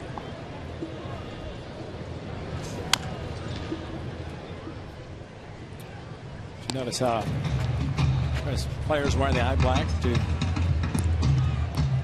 kind of reflect the sun? Sometimes if you take a towel, you're going to get it all over your face. Connor Jackson did it nicely, just kind of patted it, make sure that the black eye black stayed perfect. Otherwise it turns into a mess, right? Exactly. 3-2 pitch inside, and there's the walk. Kennedy showing a little frustration. How about 2008? Flashback, 2008. June 17th. That was Ellis and Chavez. 6 home runs in this game at Chase Field. Suzuki. Bobby Crosby, number 7. Mark Ellis again. He likes those high altitude cities. And Rajay Davis, 6 home runs hit by the Athletics. And there's the producer, Dallaire. He's got them all right there. Roof is closed. Yeah. June in Arizona. How about the home run derby in Arizona on Monday. I mean, that is a bit of a launching pad down there. It might finish about midnight. There may be some long ones. Line drive, Young in center makes the catch. So Powell hit it hard, but right into the glove of Chris Young. I mentioned Greg Schulte, the broadcaster for the Diamondbacks, said they're going to try to open the roof for the last round. Interesting. It's still going to be nice and warm in Arizona, but at nighttime, we'll begin by 9:30, 10 o'clock. Final round of the home run derby. It will start earlier because of East Coast time. Arizona being in the West Coast time zone. And Arizona, as we talked about the other night, away from their ballpark for a while leading up to the All-Star festivities. They got a tough road ahead. They go to Milwaukee for 3, and that's a tough place to play. And then they go to St. Louis for 4. So this is just the start of the road trip for the D-backs.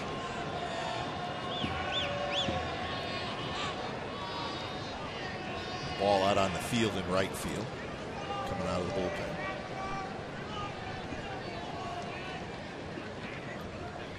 Cliff Pennington is 0 for 2. He has a strikeout and a ground out.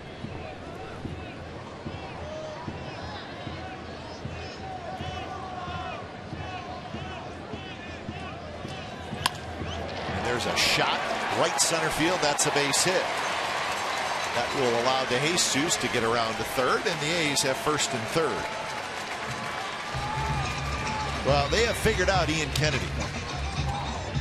In the last 3 innings, 4, 5, and 6, they have 8 hits, and they had 1 hit through the first 3 innings. Got some good opposite field hitting. That one pulled to right center, but a pitch that was left up by Kennedy. Had movement, started inside. DeJesus, who on via walk, able to see the ball in front of him and make it easy to third base.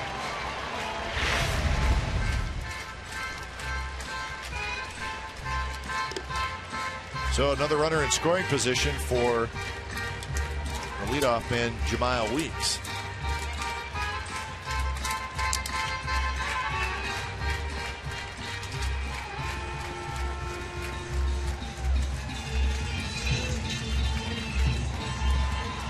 Now batting, center baseman, number 19, Jemile Weeks. So you saw Micah Owings out in the bullpen. He's pretty much ready to go for the D-backs. Kennedy has allowed the Jackson home run and 2 more runners on here in the 6th. Weeks, it's a fly ball to center field. DeJesus will tag. Chris Young has it, and that's going to be plenty deep for a sacrifice fly.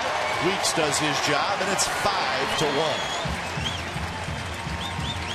Well, an off-speed pitch, throw him a changeup first when trying to get him to roll over it, but instead Jemile, good job going straight away center. So the first to third by DeJesus. Plates another run for the A's. There's a changeup, but it's a little bit up about waist high, and nice follow through by Weeks to be able to drive it deep enough to drive in the run. So here's Sizemore with 2 outs. First pitch strike. That'd be difficult for Kennedy to pitch into the 8th inning this game, or 8 innings in general. 94 pitches.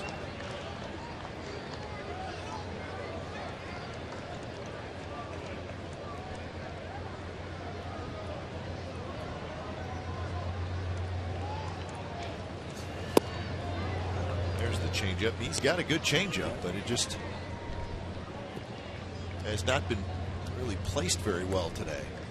Well, the key is velocity, which is pretty good, about 78, 79, but it's the location. He's been leaving too many of them up in the zone.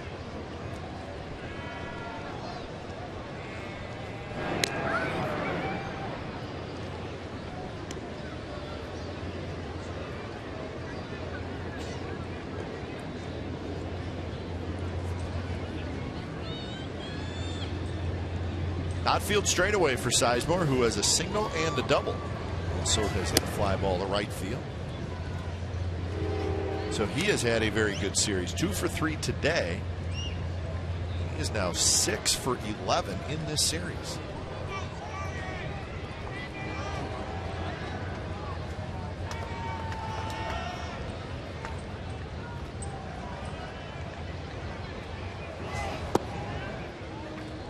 Three and one.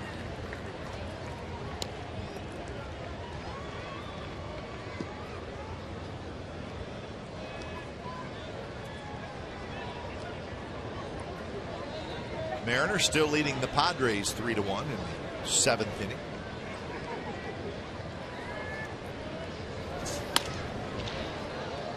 Lifted down toward the bullpen. Fan had it. Good drop. He's not even going to get it on the rebound. No. Security guard gave it to somebody else. I guess when you clank it, you have a D-backs cap on. Yeah, you're not going to get it. No. Almost took it in the face. Oof.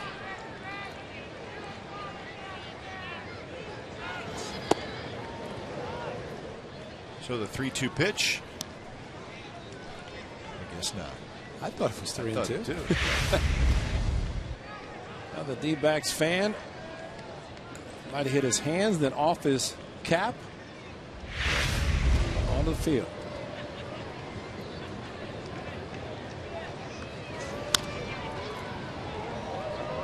Well, we had a missed count last night, and it was the difference in the game. Did you see that in Seattle? Doug Fister, they said, walked a batter, and they went back and showed it, and he did not. And you know what the final score was? 1-0. And you know who scored the run? That guy, Phil Cuzzy, the home plate umpire. But nobody said anything. But they showed the highlights, showed all the pitches, and 2-2 pitch. Ball four. Ball four. And the scoreboard said 3-2, but nobody really said anything. And he went to first on the walk. He later scored in the inning, and it was a 1-0 final. I had 3-2 on Sizemore when. So I don't know where I was off, but I guess I was. That one driven to left. And that baby's going to leave the yard. Long home run for Sizemore. 7-1 A's.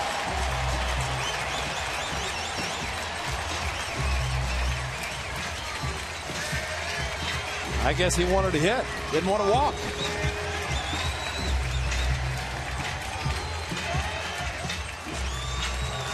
So a 5-run 6th inning. Let's do a couple of long balls by the A's, and that's going to be it for Kennedy. Well, two players. Philip Umber in Chicago for Scott Sizemore. He knew this one was gone. He was trotting as soon as he hit it. No doubt. So when it's time for a change, think Speedy Oil Change and Tune-Up, your oil change, tune-up, and smog experts.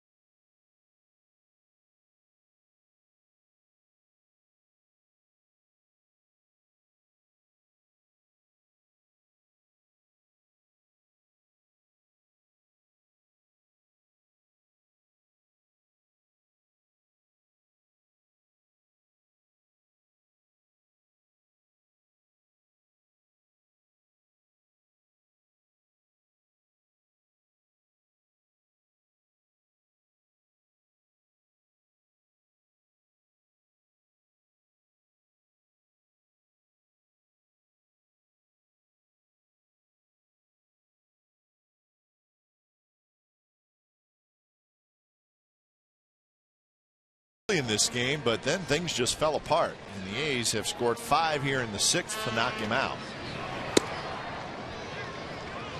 So it is a 7-1 A's lead. Micah Owings, who pitched earlier in this series, comes in and he faces Coco Crisp, and he falls behind 2-0.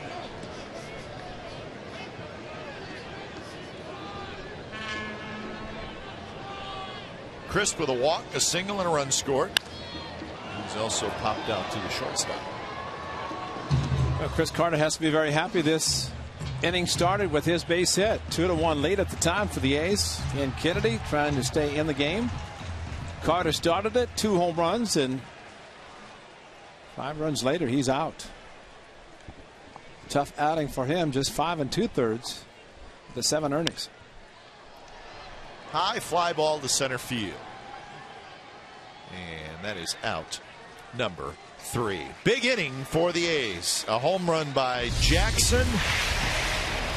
And then a home run by Sizemore. And the A's score 5 in the 6th.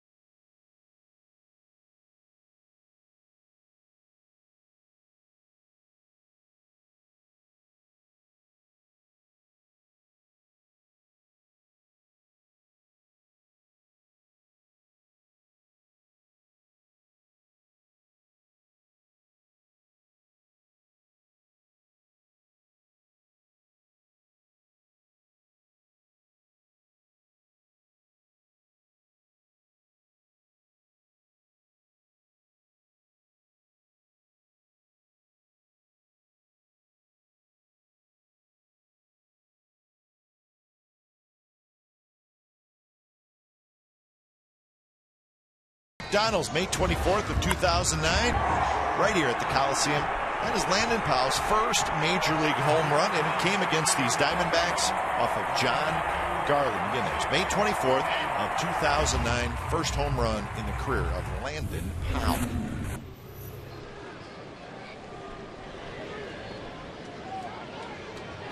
So it is the 7th inning as Gio Gonzalez goes back to work. Nady, Roberts, and Blanco. Gio with 5 strikeouts. He's walked 1. He's thrown 91 pitches. The only run he given up in this game was an Xavier Nady 2-out RBI single that scored Chris Young. That was back in the 4th inning. He's looking for his 8th win of the year.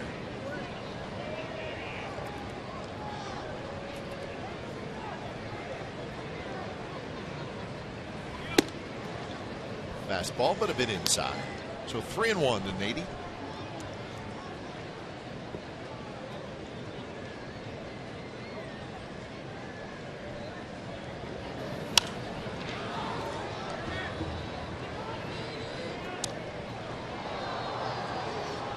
The Mets ended up beating the Yankees, so they scored a run in the bottom of the 9th to tie it, and then I think they may have scored in the 10th. Further than that. 10th inning, yeah. So Mets come back and beat the Yankees 3-2 in 10 innings. Yankees were 1 out away from a win. 2 outs, nobody on base. Yeah, rare blown save by the best, Mariano Rivera. Gio Gonzalez with the lead now. 6-1 lead, just firing fastballs after getting 3-2 count. Got a shutdown inning after the A's had taken the lead in the fourth.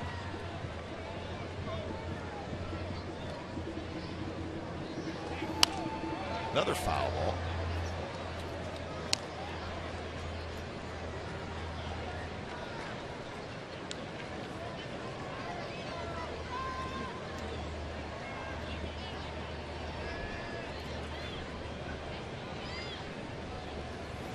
And there's the walk.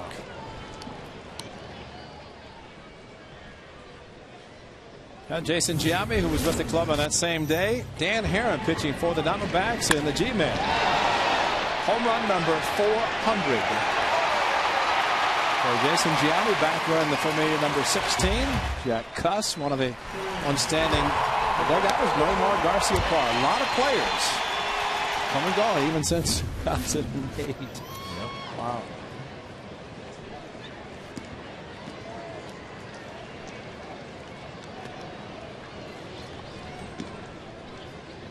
So double action in the bullpen. Works and runs. Ryan Roberts.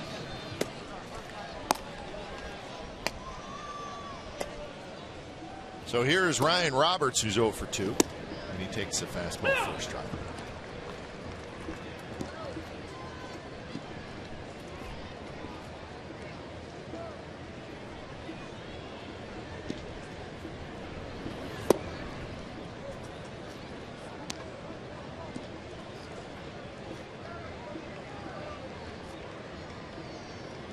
Pitches for Gonzalez.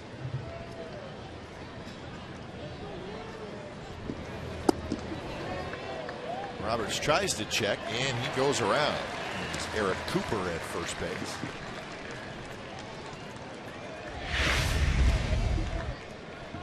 Just enough of a swing, and definitely not too far out.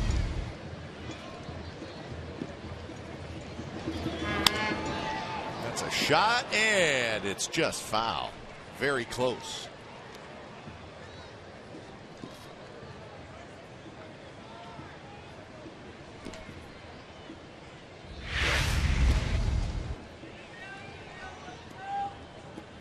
Sometimes just a little bit too strong, and Roberts has shown that.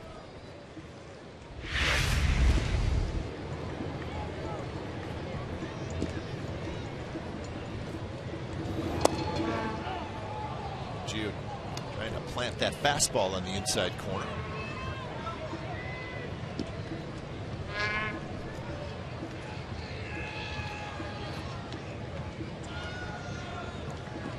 So 2-2 the count. Got him swinging. Strikeout number 6 for Gonzalez. Second time he's got Roberts.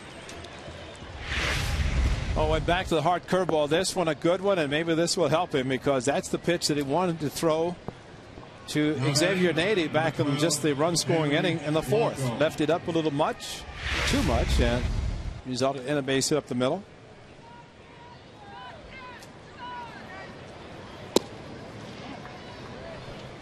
So Blanco will hit.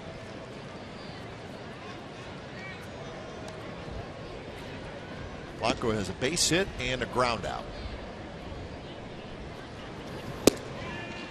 That game in Colorado where the Royals and the Rockies are going at it, it's now 16-8.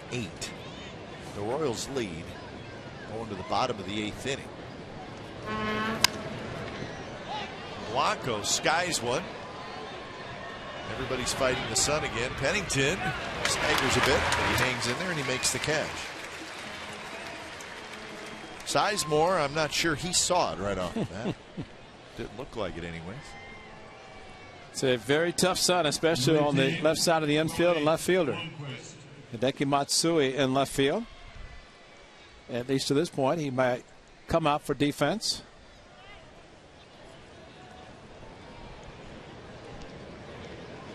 So top of the order in Bloomquist.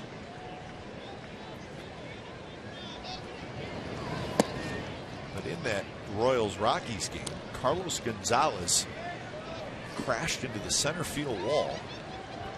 He injured his wrist, and he was down for a long time, and he has left the game. So there has to be some Fingers being crossed in Colorado. Not a guy you could afford to lose, obviously, but he went into the wall very hard. Playing center field. Yep. So he had been playing left field.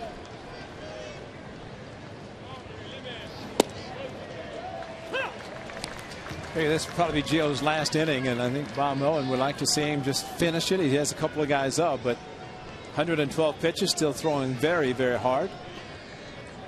It was always impressive. It doesn't matter. Last pitch,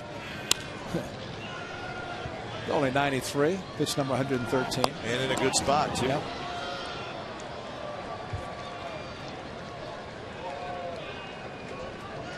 So 2-2 to Bloomquist, who is 0 for 2 with a walk. Pitch number 114 for Gio.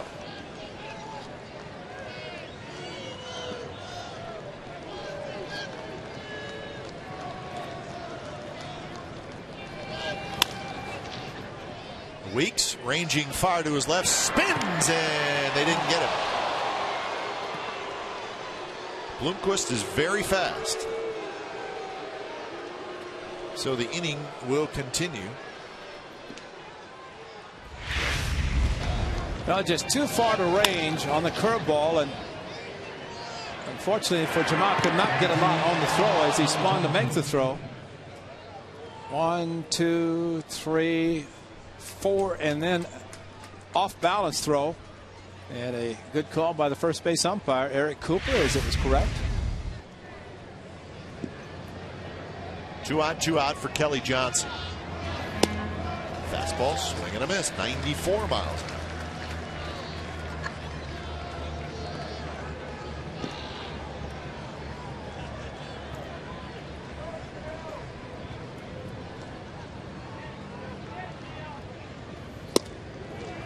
Oh, and 2. So this will be a season high in pitches for Gio Gonzalez.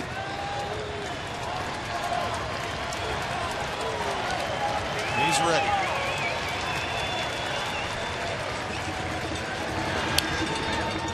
Foul back. Johnson hanging in there. Johnson is 0 for 3 with a strikeout, a pop out, and a ground out. Strikeout, first inning, curveball. Throwing in 3 fastballs in this at bat.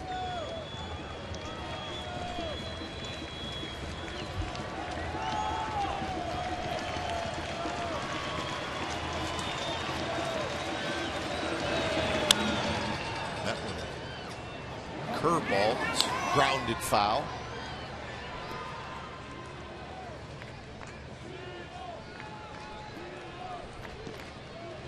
Gio, of course, the announcement that he's an all-star, and a couple of proud parents in the house today. Only his mother and Max, his father, in town to celebrate his all-star selection. Nothing better right now to get this final out and walk off to a standing ovation, a tip of the cap. After that last pitch at 94. So he is not losing anything, and he could pitch in the old school days when they did count pitches. Let's see how well a guy is throwing. He's okay. Forget about the pitch count.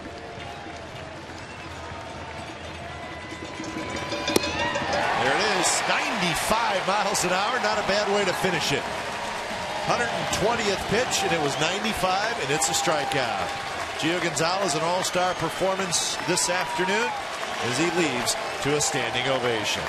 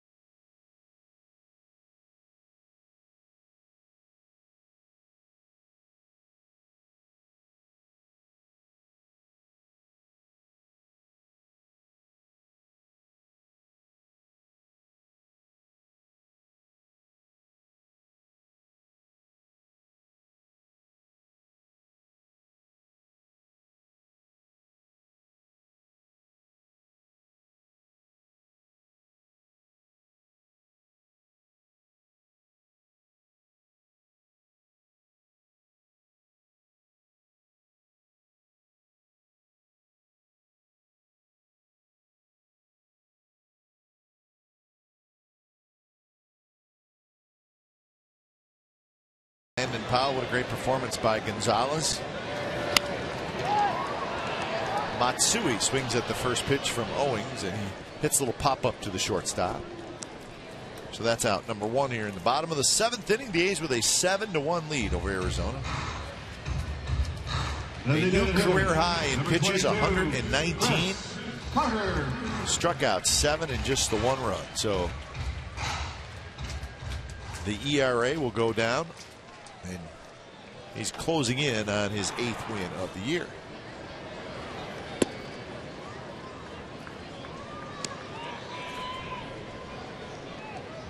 Now the ERA goes down from 2.38 to 2.31.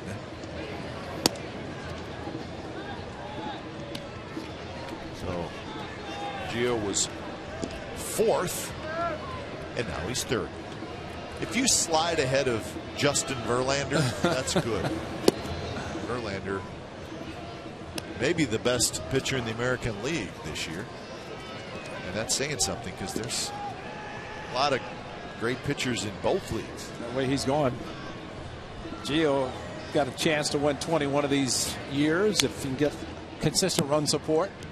And Verlander might get the 7 no-hitters that some say he might do to tie Nolan Ryan, although that's asking a lot. That's a lot of no-hitters. I think Nolan's got the record for a while.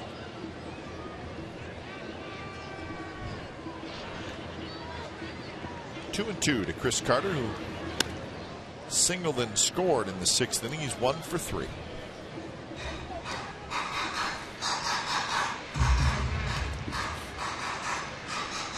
Mariners still leading the Padres 3-1 in the 8th inning.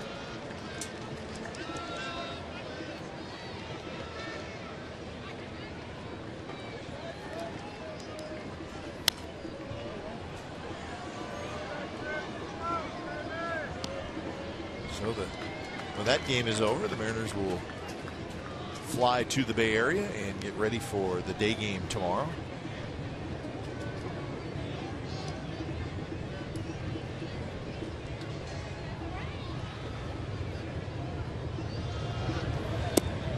Way inside. So a full count to Carter with Jackson in the on-deck circle. Jackson has a home run today. A's have hit a pair of home runs, both in the 6th inning.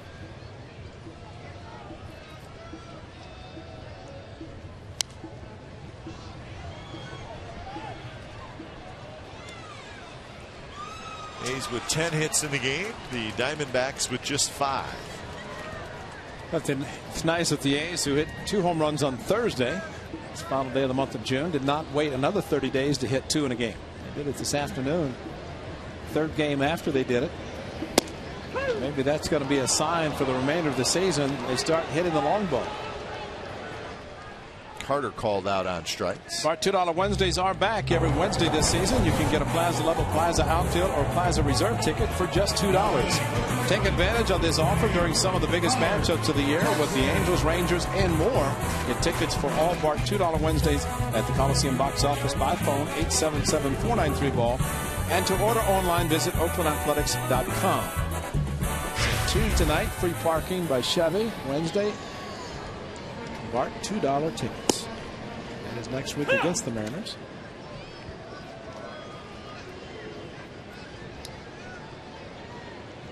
Oh, 1 to Connor Jackson.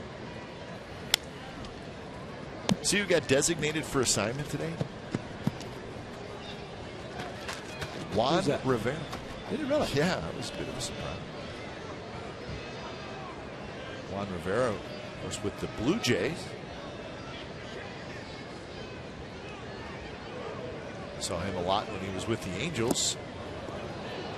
Not a bad offensive player as Connor Jackson swings and misses. So it's a 3-up, 3-down inning for Micah Owens in the bottom of the 7th.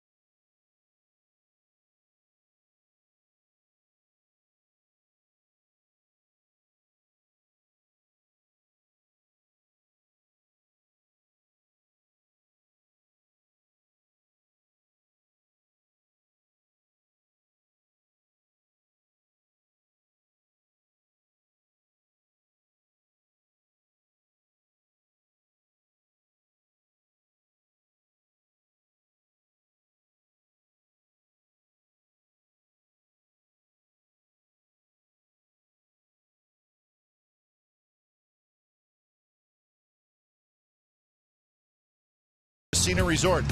Play the zone only at Cache Creek. Win a chance to play the Red Hot Zone. Visit CacheCreek.com for details. Hot day in the Bay Area. Gio Gonzalez is an all-star, and he was great today. And he leaves with a 7-1 lead. Well, that's called backing up. What they just named you in a kind of concern. 3-0 first batter. Willie Bloomquist settled down, and 7 very strong innings for Gio.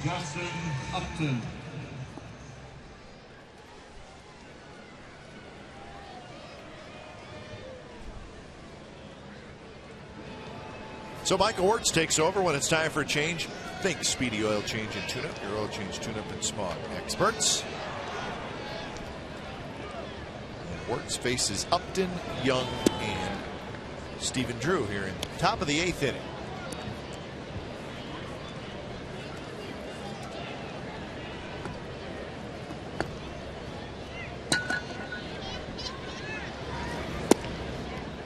This is the first appearance in this series for Michael Wirtz.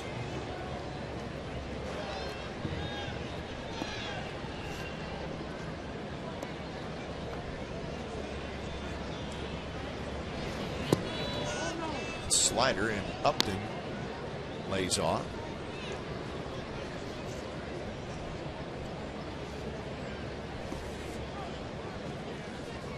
Upton is 0 for 2 with a walk. The walk came in the 6th inning.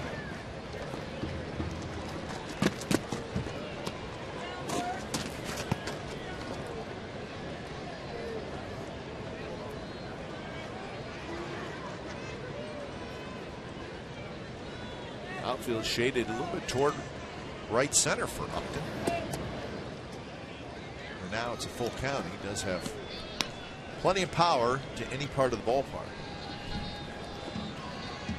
So much so that Matt Williams, the third base coach, playing well beyond the coaching box at third base. Not a bad idea. A veteran that Matt Williams was as a player and as coach.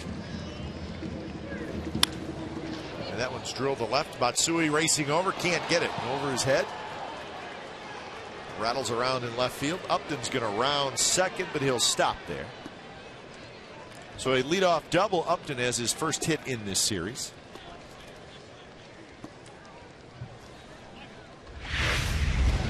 Left it up, and Upton very strong. Matsui reached, but just realized it was hooking too much away from him, that he could not reach out and get it. That would have definitely been awarded a Gold Glove if he had made that play. That ball was smoked.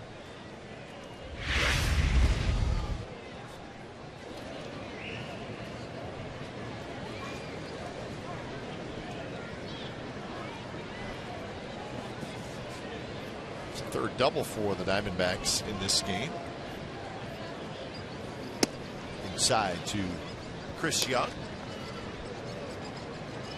One of those doubles belongs to Young. He doubled and scored in the 4th.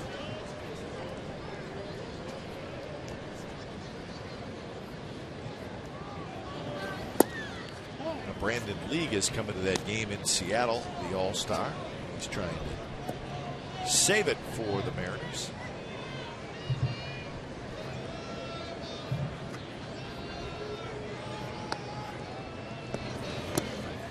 Now 3-0. With Drew on deck, and then Willie Mo Pena after him.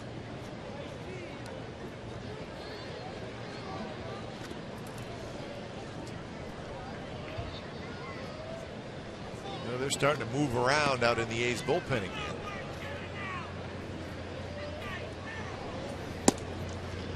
That's a fastball in the first strike. They always like to play a game like this and make it a clean finish. Gio Gonzalez tremendous for 7 innings, and Joey Devine's going to get up. Michael Wirtz into the stretch, looking down at the bullpen, seeing Joey get up and start to get loose, and 3-1 slider to not get the chase by Young. So 2 on and nobody out for Drew. Ron Romanek trots out.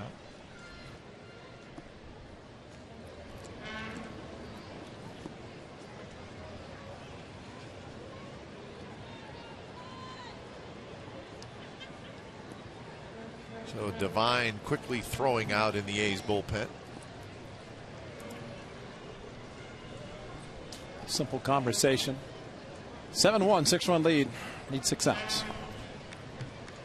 Now batting, number 6, Stephen Drew. So Drew steps in. He has a double, 1 for 3 today. 2 for 7 in the series. He had last night off.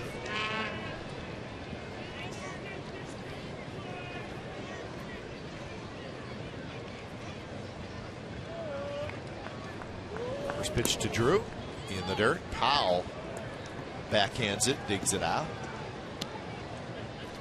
So Michael Wirtz not sharp so far here in the 8th inning. A double and a walk. Looking for the consistency in his slider. The slider, which acts like a splitter, has to be thrown close enough to get the hitters to swing and miss. And that pitch again started low, ended up low.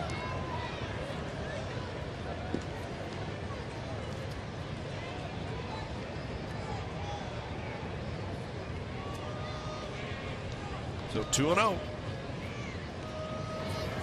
And Drew taking all the way. A fastball. Call the strike. 2-1. Seattle wins 3-1. That's the final.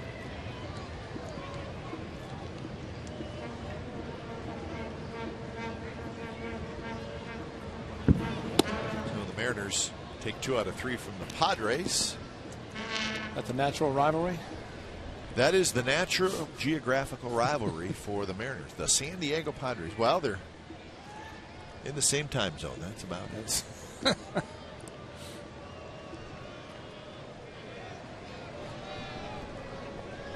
And Seattle played the Padres 6 times, and they were 5-1 against the Pods.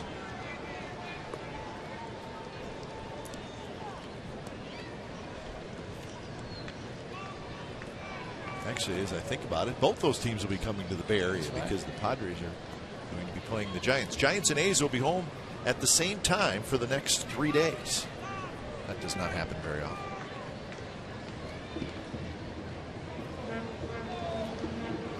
The 3-1 pitch is low, ball 4.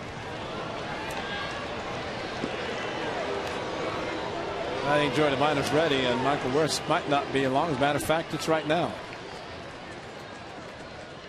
So Wirtz a double, and he walks a pair, and that's going to be it.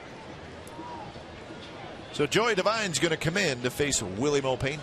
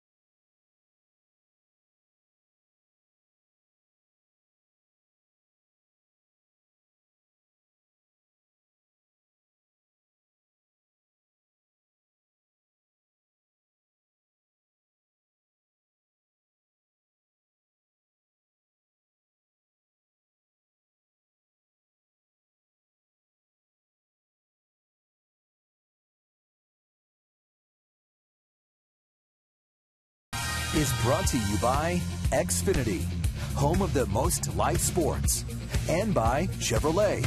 Go to ChevyBaseball.com to support youth baseball and help make a moment kids will never forget. 7-1 A's lead, but the Diamondbacks have the bases loaded and nobody out thanks to a double and then a pair of walks. So Joey Devine comes in with his hands full as he faces Willie Mo Pena.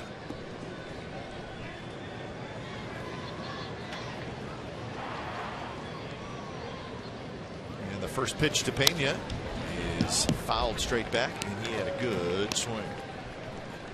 Pena's grounded out 3 times, second, short, and third. Joey Devine came in on Friday night throwing the very good slider.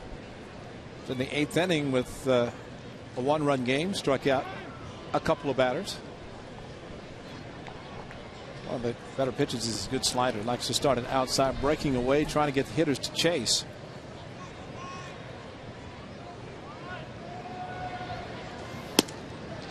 Fastball stays outside. Upton at third, Young at second, Drew at first. So lots of speed on the bases.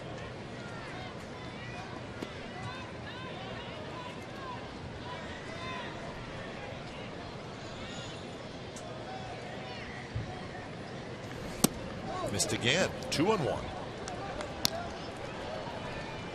6-run lead. What do you think Andrew Bader was doing? Maybe in street clothes. Not anymore. No, we're just joking.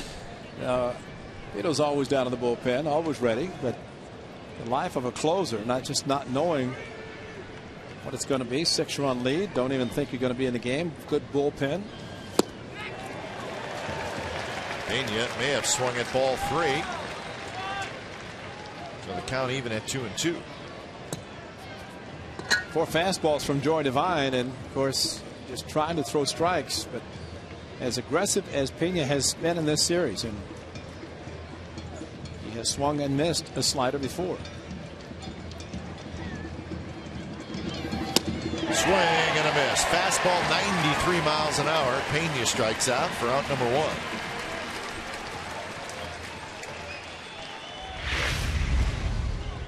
Good challenging fastball away, stayed away from the big right-hander.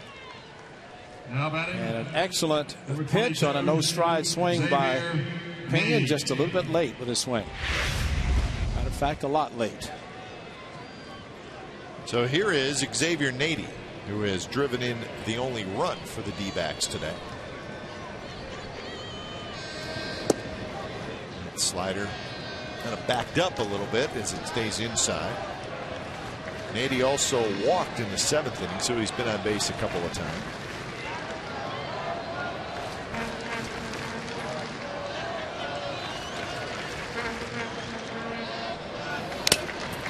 That one rattles Landon Powell.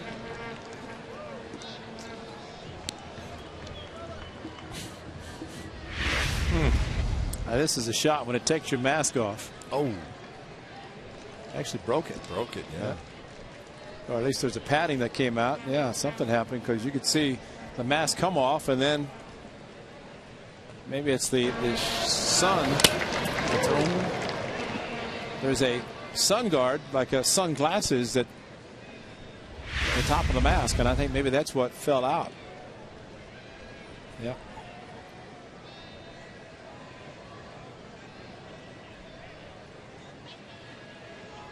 Was hit right at the top of the mask and shattered that part of it. It's a nice little added feature to a mask, because catchers a lot of times cannot wear sunglasses, unless, of course, now with the wraparounds, you do see some catchers, but that sun, or at least the shade, like sunglasses, helps a little bit. I bet you didn't have that when you caught. No. Matter of fact, my mask was always too short, and my chin took a beat. It's always taking a beating. Well, that could have been called a strike. Tom McCann showing it on the corner. Definitely wasn't too high or too low. Swing and a miss. Fastball away, and it's 2-2. Just a fastball after fastball in good location. Slight cut on the fastball from the right-hander.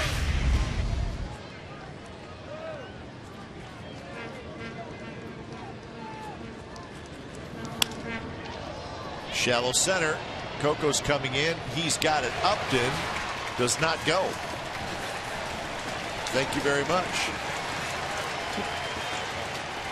Generally, teams will go on Coco Crisp. Upton decided that was not the case. Well, you're saying 6 runs down. Does it really make a difference? You'd like to see maybe the long ball or a gap, but you know what? It makes a difference to Xavier Nady. Well, of course it does. You know what I mean? Of course it does. I agree, but I mean, he had shut it down. Upton and was not even thinking about running. No, I agree. Sack fly from an over, you know. Yeah. But that's usually the third base coach's call. The scouting report definitely would show it, but Joey Devine got the shallow pop-up. And 2 big outs. So here's pinch hitter Miguel Montero. Excuse me, Sean Burrows. I'm sorry, it's Sean Burrows hitting for Roberts.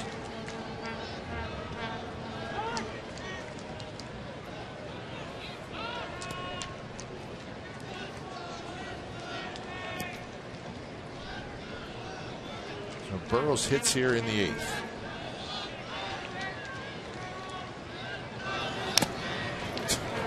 Yeah. Wow. Might have felt that one.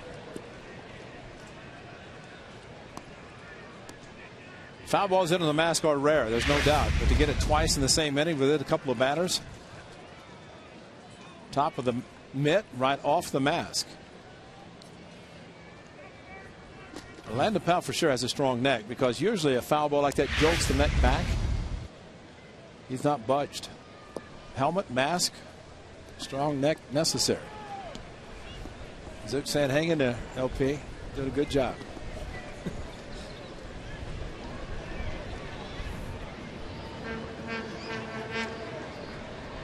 Here's the 1-1 to Burrows. And a swing and a miss. Got a little life on the heater today. Well, the movement is outstanding. 93 mile an hour fastball. This one tailing away. So a little bit of a cut and also a little sink. Nice adjustment against the lefty. 1-2 pitch to Burrows. Upstairs, 2-2.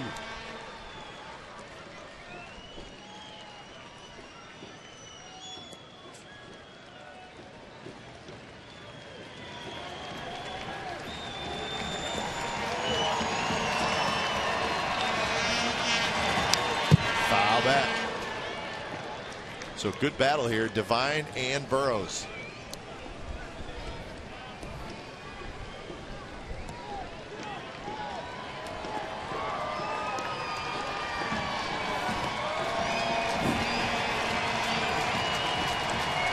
Upton, Young, Drew. The bases are loaded.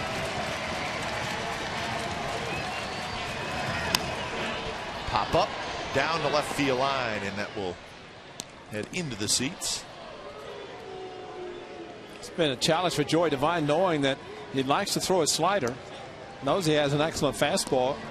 He's come in with the bases loaded, nobody out. Really not a margin for error to try to maybe work around or work a hitter where he can get to the point where he can throw a slider. Now he's back to 2-2 and almost is forced to challenge the left-hander.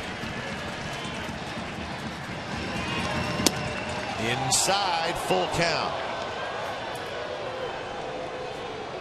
This is a fastball hitter going to receive a fastball from the pitcher.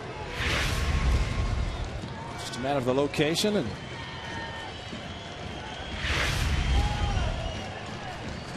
so the runners will be all on the move. 3-2 pitch to Burrows. And there's a line drive base hit left field. 1 run scores. Here comes Young. Throw to the plate is in time. They got him. Young never slid. Matsui throws out Young. And the Diamondbacks get just the 1.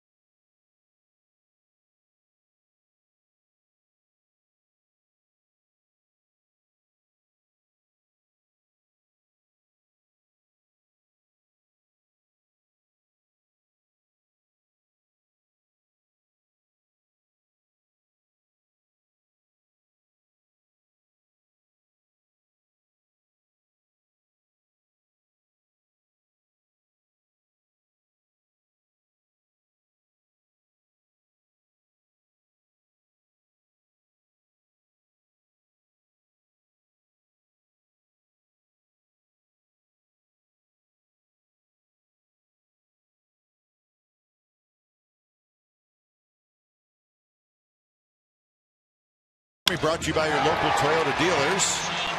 David DeJesus, a 2-out, 2-run double, and that would give the A's a 2-1 lead in the 4th inning. And then the A's went long ball in the 6th. Connor Jackson, a 2-run shot to make it a 4-1 game. It was 5-1 when Sizemore went deep. 2-run shot, making it 7-1. And Gio Gonzalez, after being named to the American League All-Star team this morning, he goes 7 innings, gives up just 5 hits and 1 run with 7 strikeouts. 2-7-0 for the Diamondbacks, 7-10-0 for the Athletics. He's knocked out Kennedy. Gio with the 7 strong innings. So it's the bottom of the 8th inning and a new pitcher for Arizona. When it's time for change, think Speedy Oil Change and Tune-Up. Your oil change, tune-up, and smog experts as they bring in the lefty Joe Patterson. So Patterson to face DeJesus, Powell, and Pennington.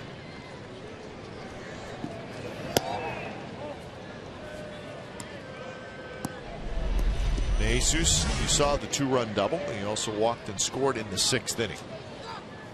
34th appearance for the sidewinding left-hander.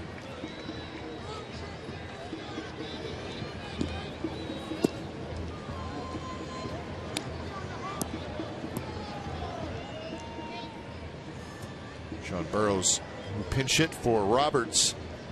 Burroughs stays in the game at 3rd.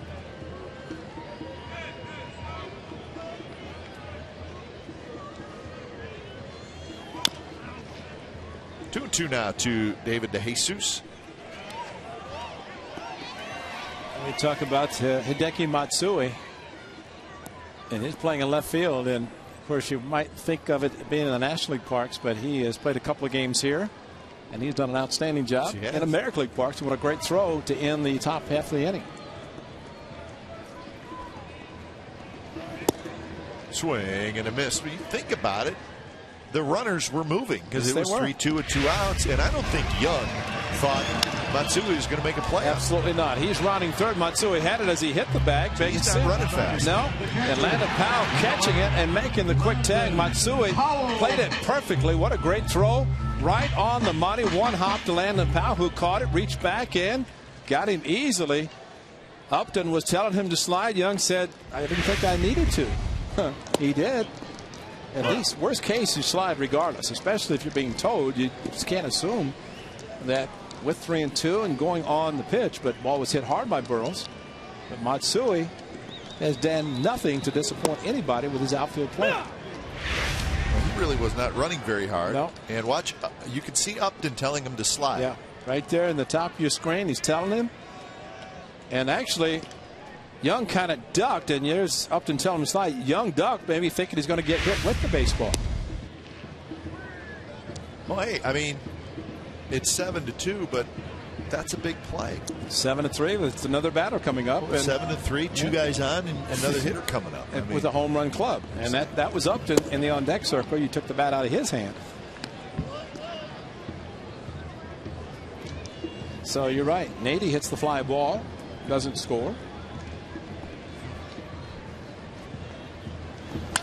Powell drives one, but Bloomquist is there in left field. So Landon Powell has lined to center and lined to left. So he's hit a couple balls hard, but he's 0 for 4. So 2 away here in the bottom of the 8th. Pennington will hit. Number 2, Cliff Pennington. Andrew Bailey getting loose in the bullpen.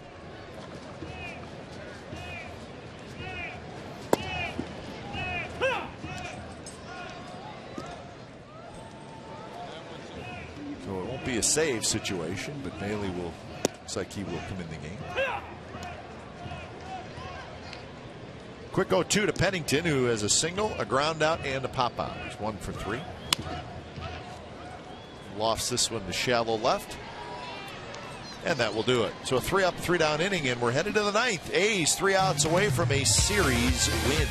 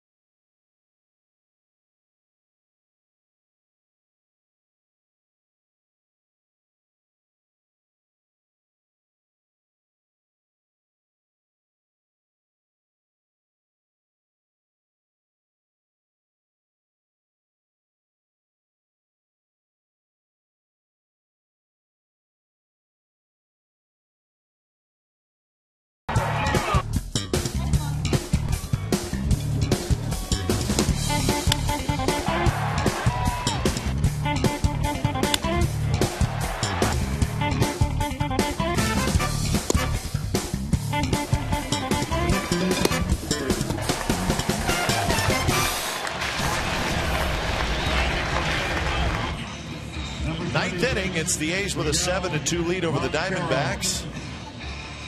A's trying to win the series. When it's time for change, think Speedy Oil Change and Tune-Up.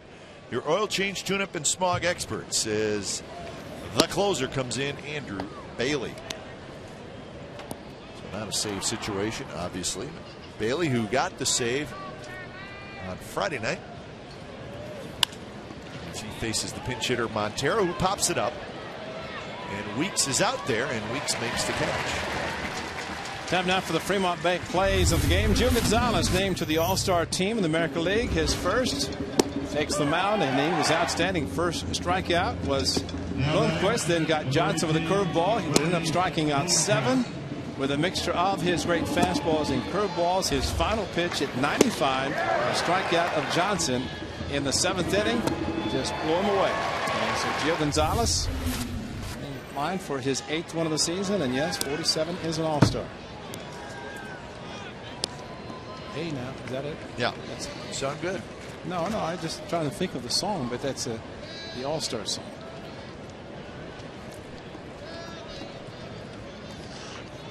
One 0 to Bloomquist is in for a strike. 1-1.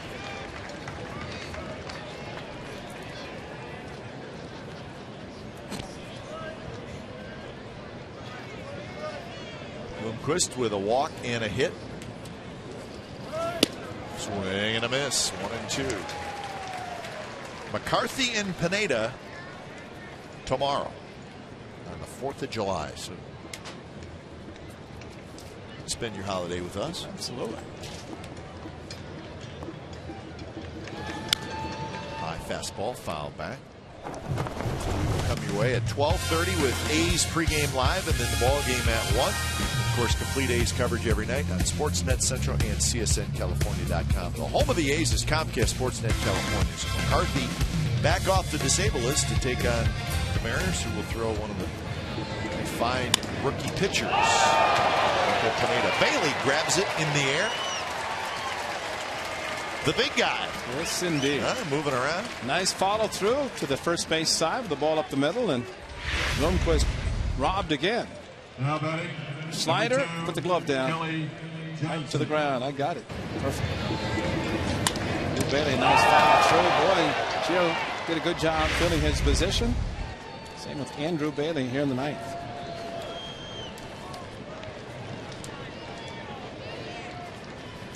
Swing and a miss by Kelly Johnson. I kind of like this, even though it is not a save situation. It is, because you're trying to win the series. Andrew Bailey kind of on a program. Looks like it's going to be the win. And it is. Coco Chris grabs it. So a nice quiet top of the 9th inning.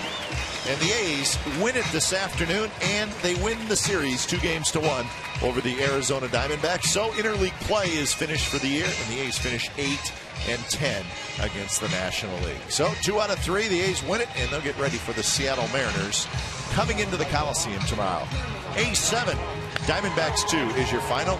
A's postgame live with Jim Kozimor and Shooty Babbitt starts right now.